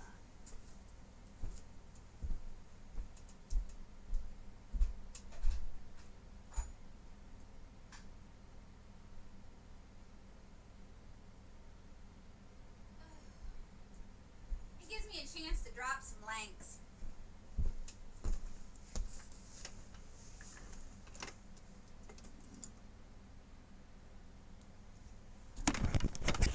So you say self-taught, but she absolutely has not taken classes in person at like art stores or libraries. She hasn't read any art books. She doesn't follow anyone on DeviantArt or on Instagram. She like 100% has learned everything from trial and error and like no outside input. Good tutorials.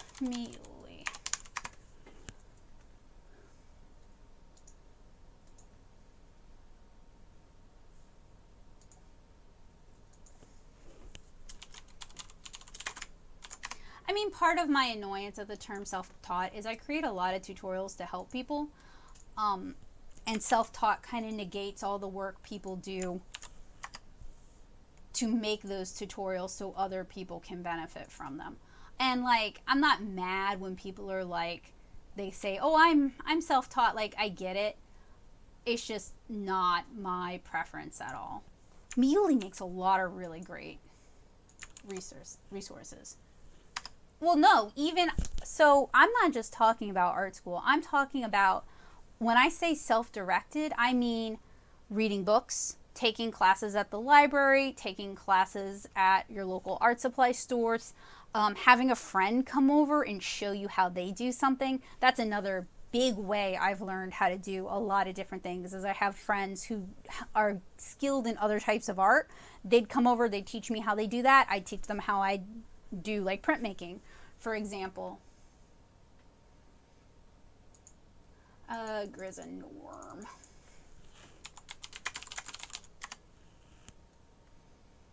Grizz and Norm has a lot of really good stuff.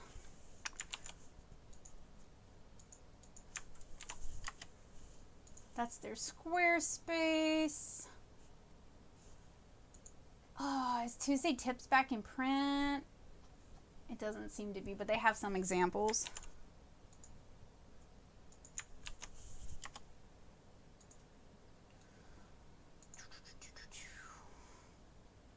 Another thing that I find really, really helpful is I will practice drawing my characters in other people's style. And there was a year, I want to do this again when I have time to do it, but I want to, there was a year where I drew Kara in like 50 different artist styles. So I have like Kara in the Animal Crossing style, and Kara in the Azumanga Daioh style, the way Kiyohiko Azuma draws, and Kara in the Kondo style, which is what a lot of people think of when they think of Studio Ghibli, the work that Kondo did. Who else did I mention? I think there's like manga materials. A lot of these people I pledge to their Patreons because I think they're doing amazing work and I want them to be able to continue to do it. Yeah, tattoo artists can be really talented with art. In fact, Ink Masters will definitely convince you that there are some amazing tattoo artists. I mean, to be real, like if you're a tattoo artist, your art is going to be forever on somebody else's body. So I would hope you would be good. Something else I do is I regularly do figure studies using Senshi stock. Hang on a minute. Okay, there we go.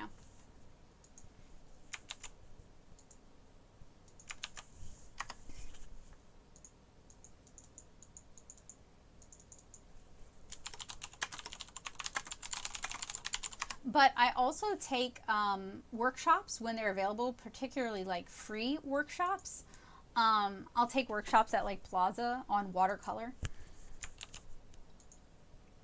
I also follow a lot of people on Instagram.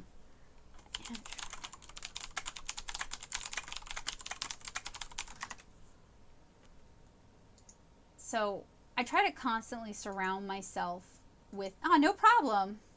Yeah, there is bad. Isn't there like a whole show about like correcting and covering up bad tattoos?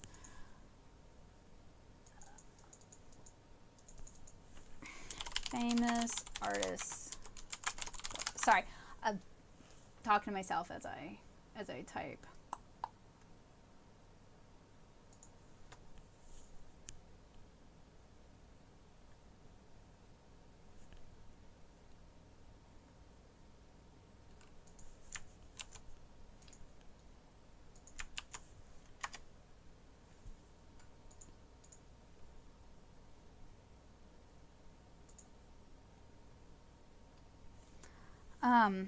And then there's artists that I follow like on YouTube, and when I'm watching their work, I'm not necessarily watching it to like, oh, I'm gonna learn this new technique. I'm watching it because I just like their work, and then as I'm watching it, I'm like, oh, that's really cool. I want to try it. Or, oh, that gives me a good idea with this other art supply. I wonder if I can replicate it.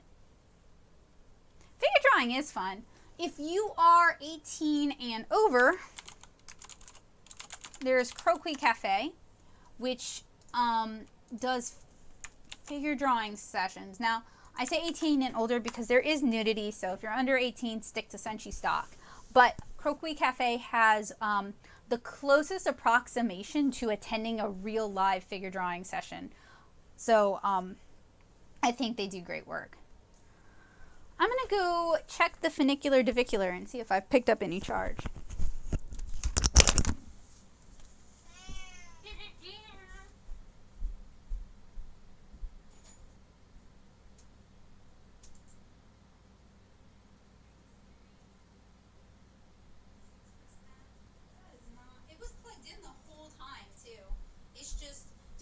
Super fast cable? Yeah, the one that's over there. That barely charges at all. I'm not telling, it's a 2.1 amp cable.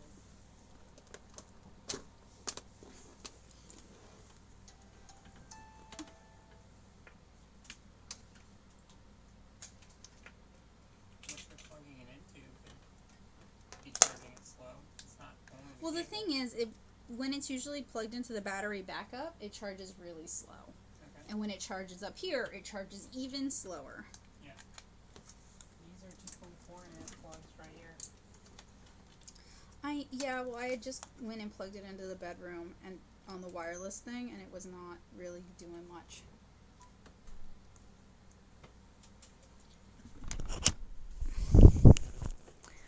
Sorry about that. I do a dual recording because it allows me to release a time-lapse tutorial version of this for people who don't want to spend 3 hours watching a tutorial. And oh my gosh, you guys, yes. With like a really amazing younger artist on YouTube and Instagram. It is really hard not to get depressed by that. But the thing to keep in mind is that, I don't know how old you guys are. I'm 34. When I was a teenager and I had all this time to devote to drawing, I spent all that time drawing. However, I grew up in rural Louisiana. There were no art classes for me to take. There was no art store where I could take classes at. I told you guys my college didn't really focus on offering illustration.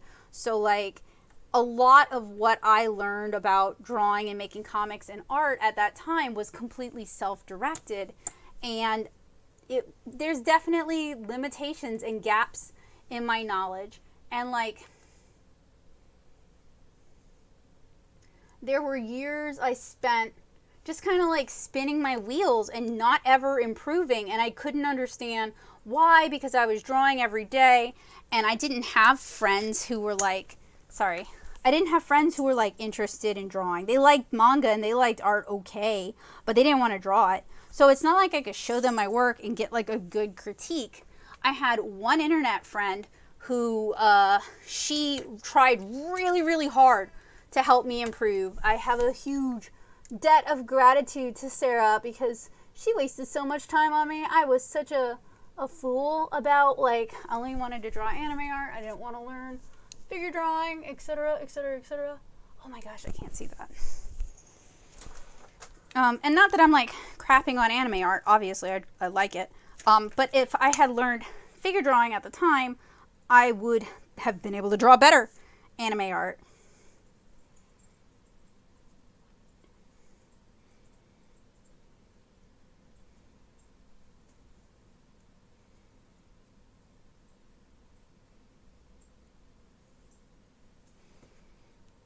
Oh, wow. My phone's already at 2% again. Aww. So sad.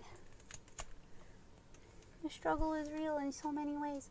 Another thing to think about, though, is those much younger artists, okay? So, like, all the stuff we didn't have, people from our generation turned around and made tutorials and made resources and made downloads so that those younger artists wouldn't have to do without. They would have access to that. So that they are as good as they are because people our age made stuff for them. And that's not like any slam on them. It's just an explanation of why they were able to improve so quickly and at such a young age. Okay, added a little extra pink up there. So, I'm gonna go ahead and color the inside of her mouth. I know I missed that.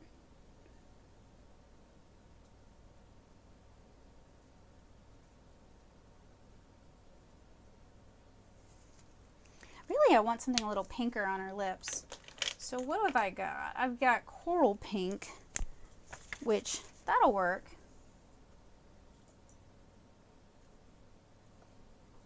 And a little bit on the inside of her ears like that. And then for the ice cream, let's go with vanilla. So vanilla has to be some color. Let's do kind of a light skin tone-y color. This is E00. So vanilla beans are brown, and when you add vanilla to ice cream, it makes it like a cream color. And I'm not coloring in the whole glass. I just colored in just a little bit up there just so that it looks like there is dessert in there. So what about this up here? what do I want to do with that? That was yellow. So we need a yellow that's not like atomic yellow. We need a yellow that's like, oh, I would eat that. So I'll start, oh, that's YG. I don't want YG. We'll start with YO2. This is why people have like 10 million Copics, is like, you're looking for just the right color and it's like, oh, I don't have it. And then like you find it in another box. And then I want to do like chocolate ice creams there. Ooh, what is going on with you? Okay, you're recording. So that means I have to find a food-worthy brown. We have cocoa and we have dark brown. Those two should work.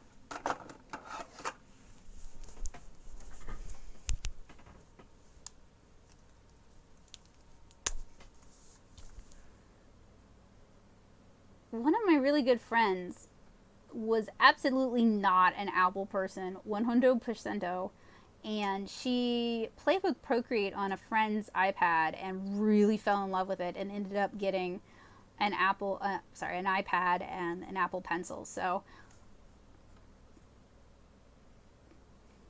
supposedly it really is all that in a bag of chips. Looking for that blender.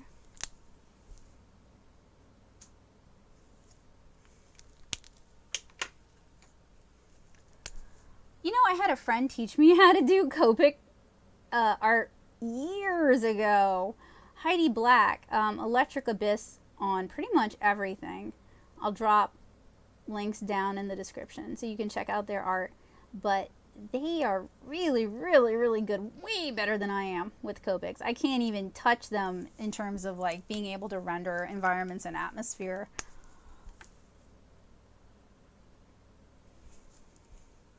So obviously, I highly recommend you check out their work.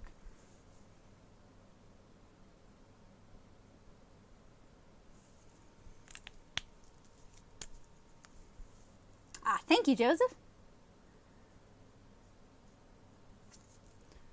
I get a lot of canceled jobs. Yeah, that's COVID. And then I'm going to add another layer to the glass using B00.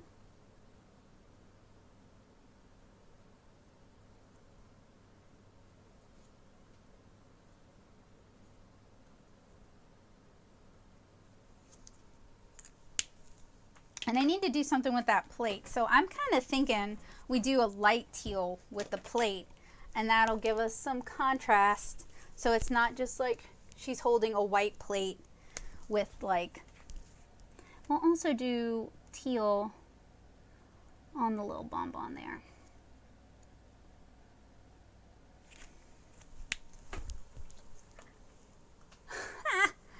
Me too, and I just ate the last of the half-baked last night.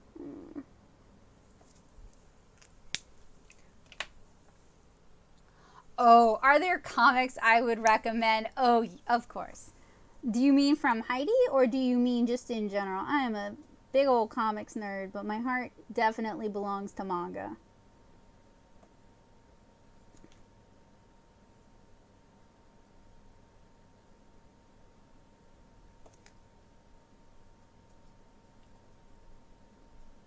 So a little bit of coloring through, like right there and right there, and then you leave some of the very, very light blue or the white of the paper around it.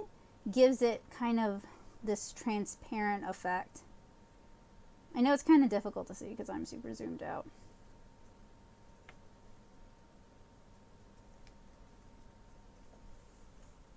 Webcomics. Okay. Yeah, well, yeah, but you can read the first 6 chapters. Those are up. So I am not going to give you a recommendation of like what's popular on Tapastic, partially because I'm biased against Tapastic. It also kind of depends on what comics or what genre of stuff you just like to read in general. But I can definitely give you some recs.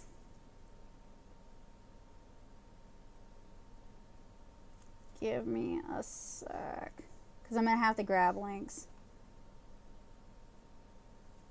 And I am really appreciative that you asked, because I always intend to like talk more about webcomics, because webcomics are awesome and they don't get enough love. And then it just kind of slips my mind. I get distracted like by a million other things. Okay, I'm going to let that dry. I'm going to end that recording for right this moment.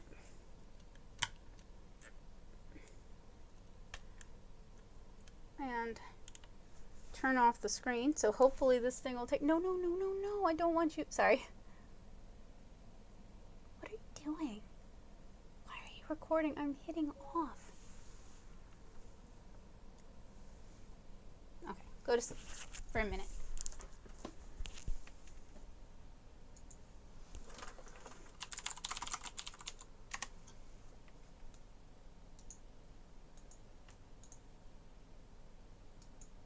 That's fine, I understand. I am gonna finish this on here, and like I said, I'm trying to do the dual recording. And I think the chat is still going to be visible.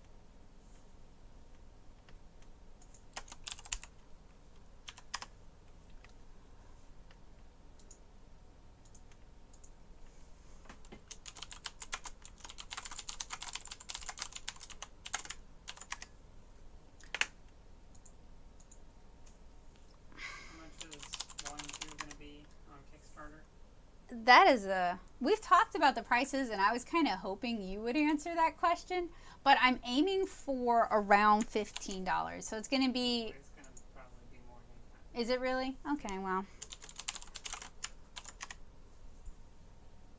Because I wanted to offer volume 1 for like volume 1 and volume 2 for around $25 together. What is... Oh, Tuesday.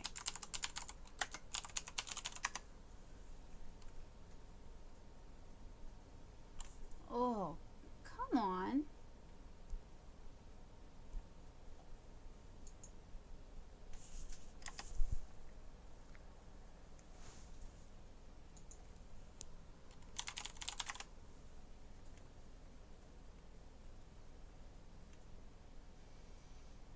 Sorry, guys.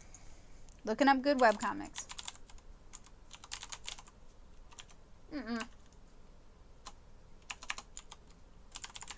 Why do people on Twitter not use the same usernames they use on Discord?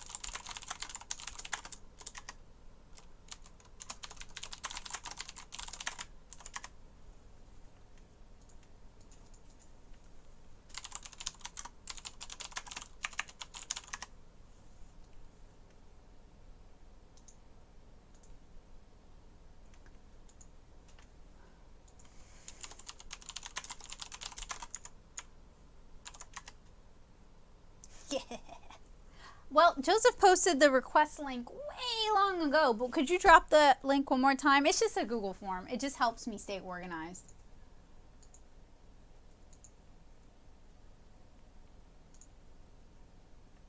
Oh, I'm also buying time for my phone to charge a little bit.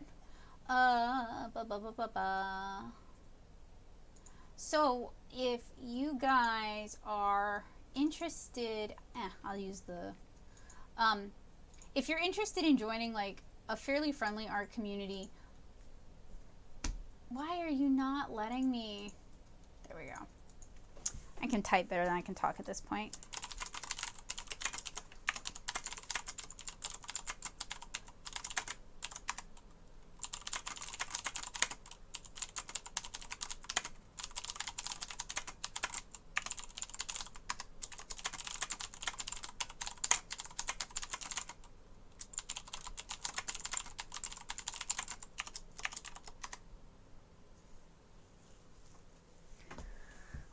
My brain has hit shut off o'clock. Really? 1%? Really? You're literally losing a charge.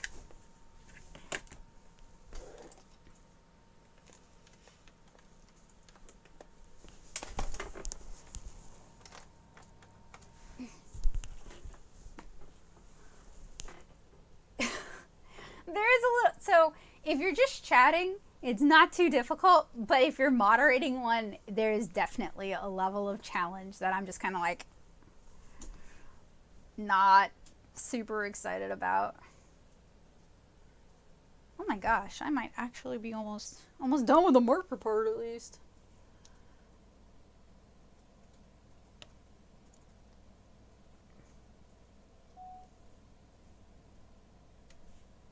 What are you even? Sorry. There we go. So to give you guys a very rough TLDR, as soon as I finish markering her, I am going to cut her out with a kind of kiss cut, or rather like a perfect cut like this. And then basically I'm just going to use this plus the two arms behind and make a triangle that goes behind. I'm going to put some coins in there as a base, and sometimes having a little extra structural support is necessary, but it's actually pretty simple from here on. This is really fun in that it allows you to like take your art to kind of a different place, to see your art in a different light. And for me, that was like 100% what I kind of needed at the time, or I still kind of need it, because it kind of, there's some red in there. It's kind of dorky to say this, but it kind of made my art more real at a time where I was just like really tapped out from like working on Kara and trying to get volume 2 out, and like it just feels like it's never going to end. Okay, so I'm going to use a little bit of black here on kind of where the stems come out of the blackberries.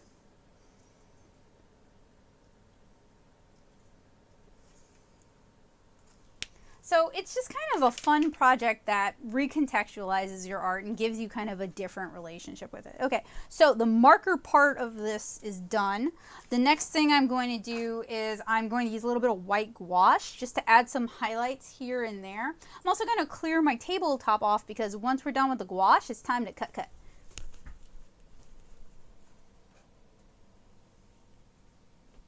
All right, you guys, have a good evening. Get some rest. Yeah, please do. Don't take Joseph's advice on Discord. He's a troll.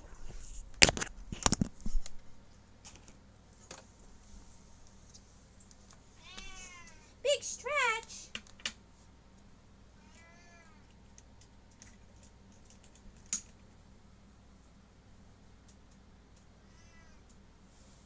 I know, my camera's like all up in the thing.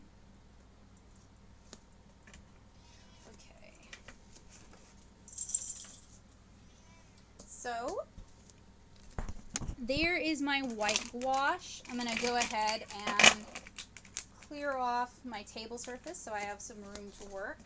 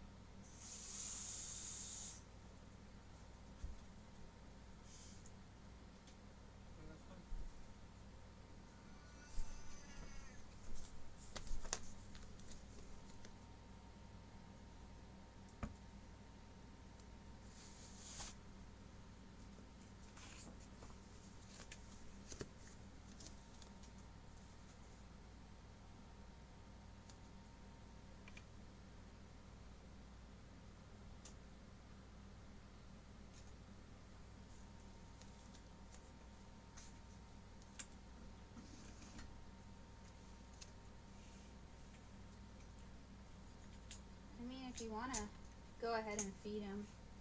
I'm sure him doing tricks for his dinner is not something totally alien.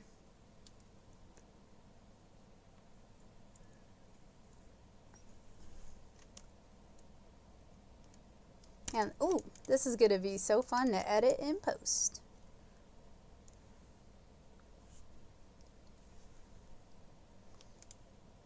Especially because my cheap Five Below stand is got a mind of its own. Sorry. Okay, so next I'm going to use some white gouache to add just a few highlights here and there. You can use a white gel pen if you prefer. Gouache is an opaque watercolor, and you're looking for kind of a consistency like cream if you're working with it. There are a lot of people here on YouTube who do gouache and they're really good. I can't think of anybody off the top of my head because my brain is fried, but if you're interested in learning how to do gouache, oh, Hajira Meeks. She does some really great watercolor tutorials. She also does some really great gouache tutorials. She would definitely be someone to watch for gouache. We have very different art styles, so I feel no problem recommending her. On that note, in terms of watercolor, Mind of Watercolor is also a really good source. We have very different goals for our art, so I don't necessarily watch a lot of his tutorials just because I'm usually looking for something a lot more cartoony and immediate, and that doesn't mean that there isn't things I can learn. It's more like I don't necessarily have the brain. When it's like YouTube o'clock in the evening for me, I don't normally have the brain space to like watch a really good art tutorial. I'm usually looking for like something quick that kind of sparks a little bit of inspiration. And then the Frugal Crafter has some, if you're like interested in using projects in order to improve your art, like directed projects, the Frugal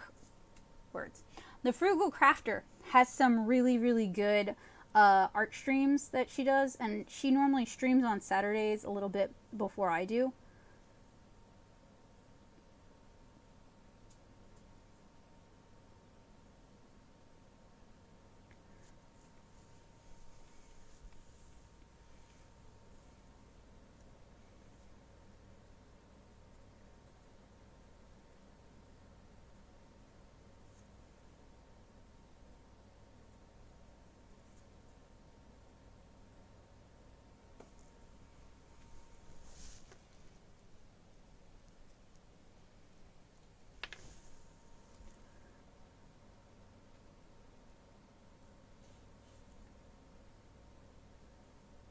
And I mean, there are a bunch of like really just amazing artists who are smaller, or they don't make enough money from YouTube, so it's not like their main hustle.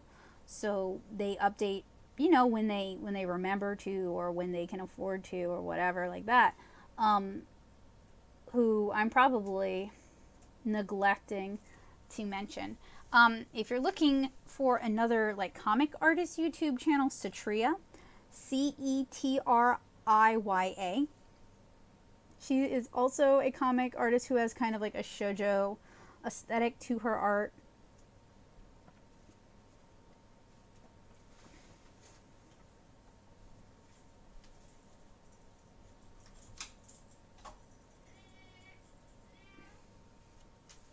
I mean, I'm not ragging on anybody, but I'm not really into like the art channels where it's like, let's set stuff on fire, or I don't know, using all my Copics in one illustration, or whatever like that.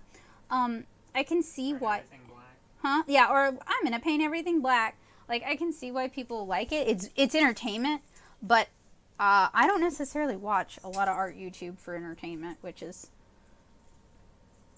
probably awful. I watch it to like, because there's like specific things I'm looking to learn, or to like kind of chill out and relax. And for me, those videos end up like, I don't know, overstimulating me too.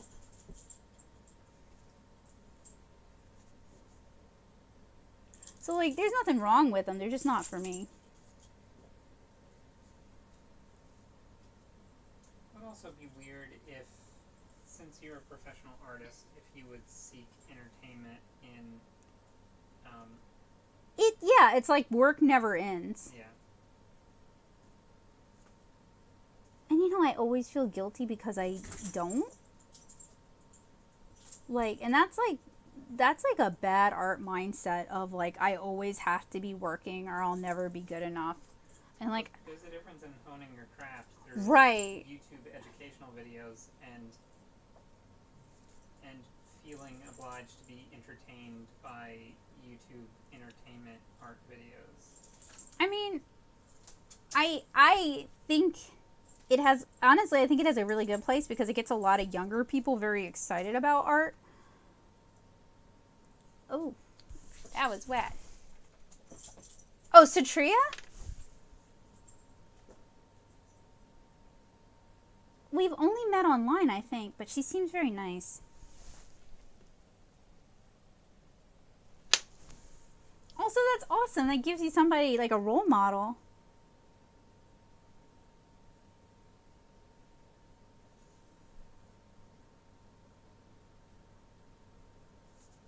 And I'm not necessarily talking like watching other people's time-lapse art tutorials can actually be, or art videos can be very relaxing for me. And watching people... At some point it's more about their personality than it is about the art. It depends. Okay, so when it is 100% personality driven and the personality isn't just like Aaron Blaze, kind, calm, and relaxing, or like Mind of Watercolor, kind, calm, and relaxing, or like Frugal Crafter, where there's like a lot of kindness there, you're going to notice a trend. Then the personality isn't necessarily a selling point for me personally. But I also am not super into most YouTubers for their personalities. Like, I mean, to be fair, I do like Rerez and I like Rerez's personality. But if I wasn't also interested in what he had to say, I wouldn't watch his stuff. The same goes for like Steve 1989 with his MRE reviews. If I wasn't interested in the MREs themselves, I wouldn't watch his videos.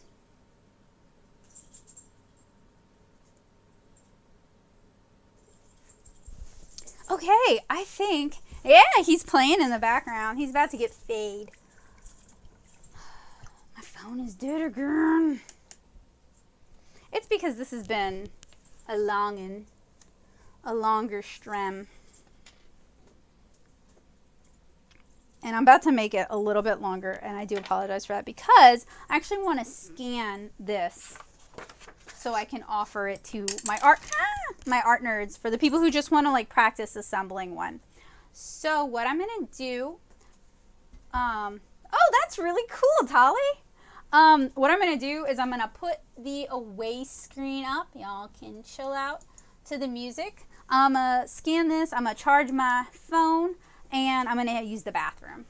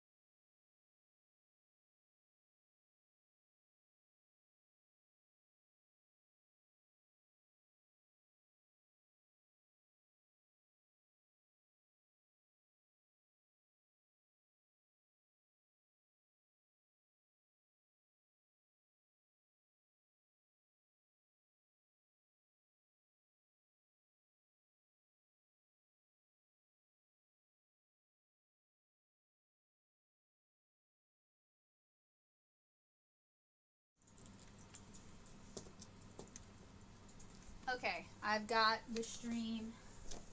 Yeah, basically resumed. I turned the screen back on.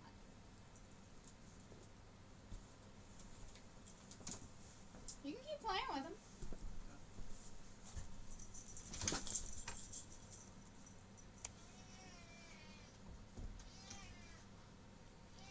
Bowie is fussing at Joseph because Joseph has put his toy away now that we've resumed the stream.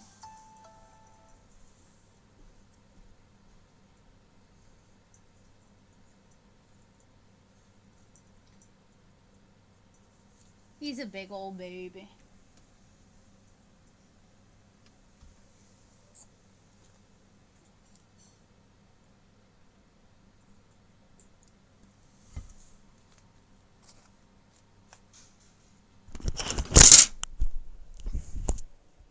So I really appreciate how patient y'all have been with this.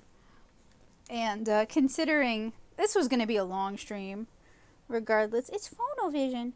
This was going to be a long stream regardless. So to me that makes having the time-lapse version even more important.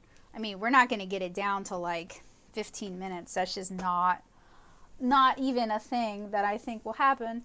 But, you know, it's quicker and easier to watch a 30-minute or an hour-long time-lapse stream than it is to watch a 3-hour stream. So she is basically markered. We're ready to move on to the next stage of Bowie's getting neutro. He is excited, boy. So excited for the neutros. It's his favorite. So for this part of the tutorial, you are going to need either a cutting mat or some chipboard. Gosh, Bowie, you are like super hype. You think he never eats. I guess all y'all with cats know how that is. Okay, so you're going to need chipboard or a cutting mat. I don't know where my cutting mats are, so I'm going to use the chipboard back on a sketchbook. Actually, this works better because it's small, and this is something that most people will have in their homes. You're going to want some scissors, hopefully bigger, better scissors than these.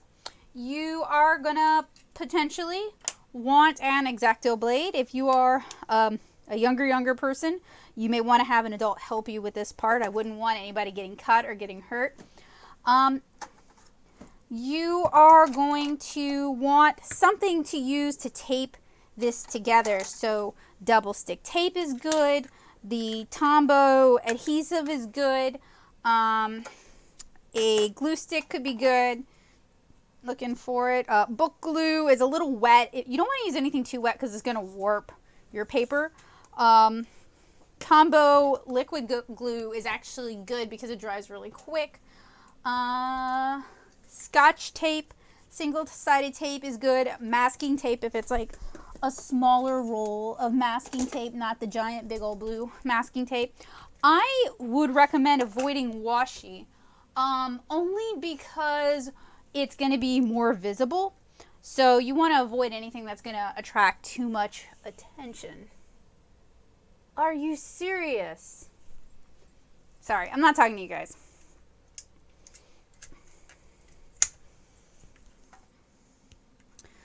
I'm talking to myself. It's craft hour. I love craft hour. Hey, Tali. So, if you are, I cannot say whether or not they're Haitian illustrators. You could probably dig and find that.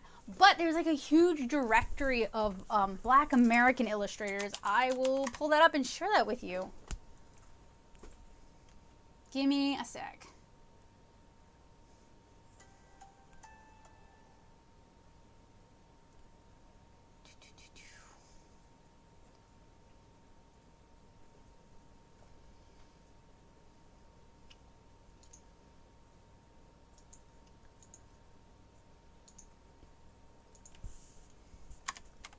Not the directory, but she is a really awesome illustrator and writer.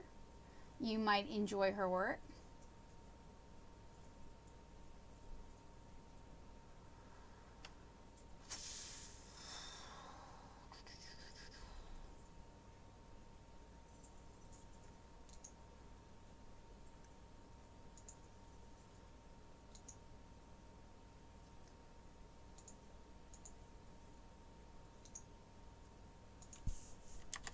another really cool person.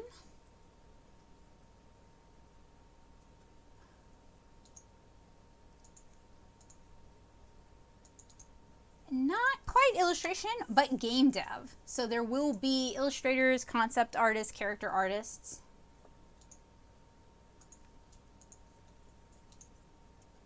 You might really dig her stuff.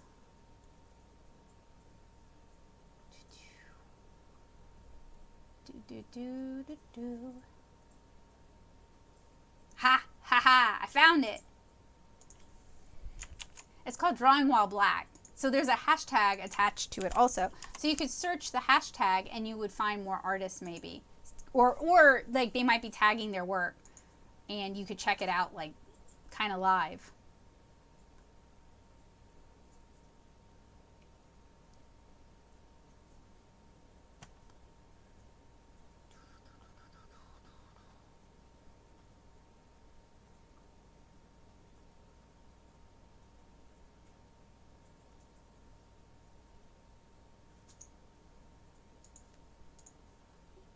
Here is someone else's work who you might really like.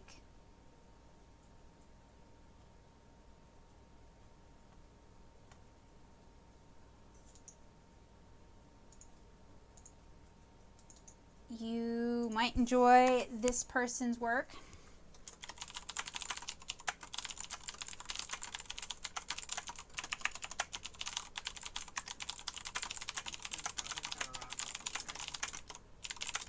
Why is that?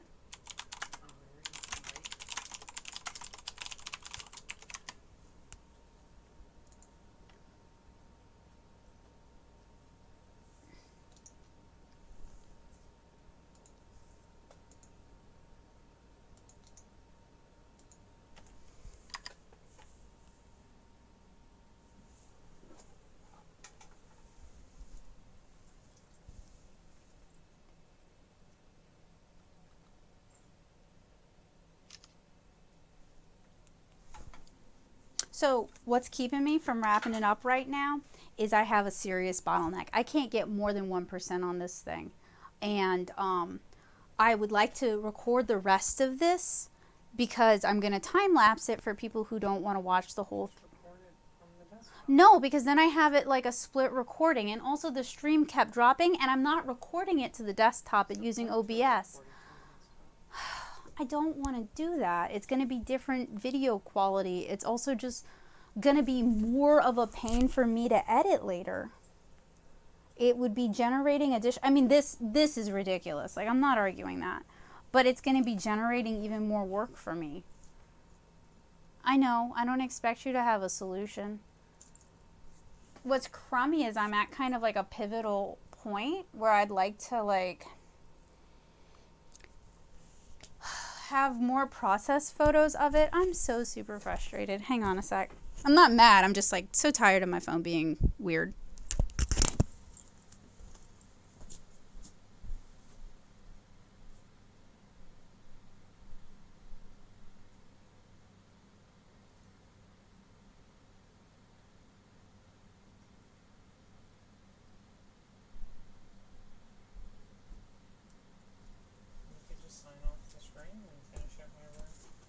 I said I was gonna do it during the stream. I said I was gonna finish it. I don't know. Okay. So it's been almost 4 hours. It's been a really long stream. We just had a little bit of a back and forth about this. So what I'm going to do, it says there's 8 people watching. That's another reason I didn't want to just like end it. But it is getting late. So what I'm going to do is I'm going to go ahead, I'm going to end the stream. I'm going to record the rest of this and release that tutorial really soon. It's going to be a much shorter version. It's going to be time-lapse, so there's not going to be a whole lot of talking. So hopefully you guys will look forward to that. I apologize for the inconvenience, and I really appreciate you guys sticking with me through streaming issues, connection issues, and it taking just a really long time. I had a blast streaming with you guys, and I really hope to see you guys next Saturday where we're going to do a viewer request stream.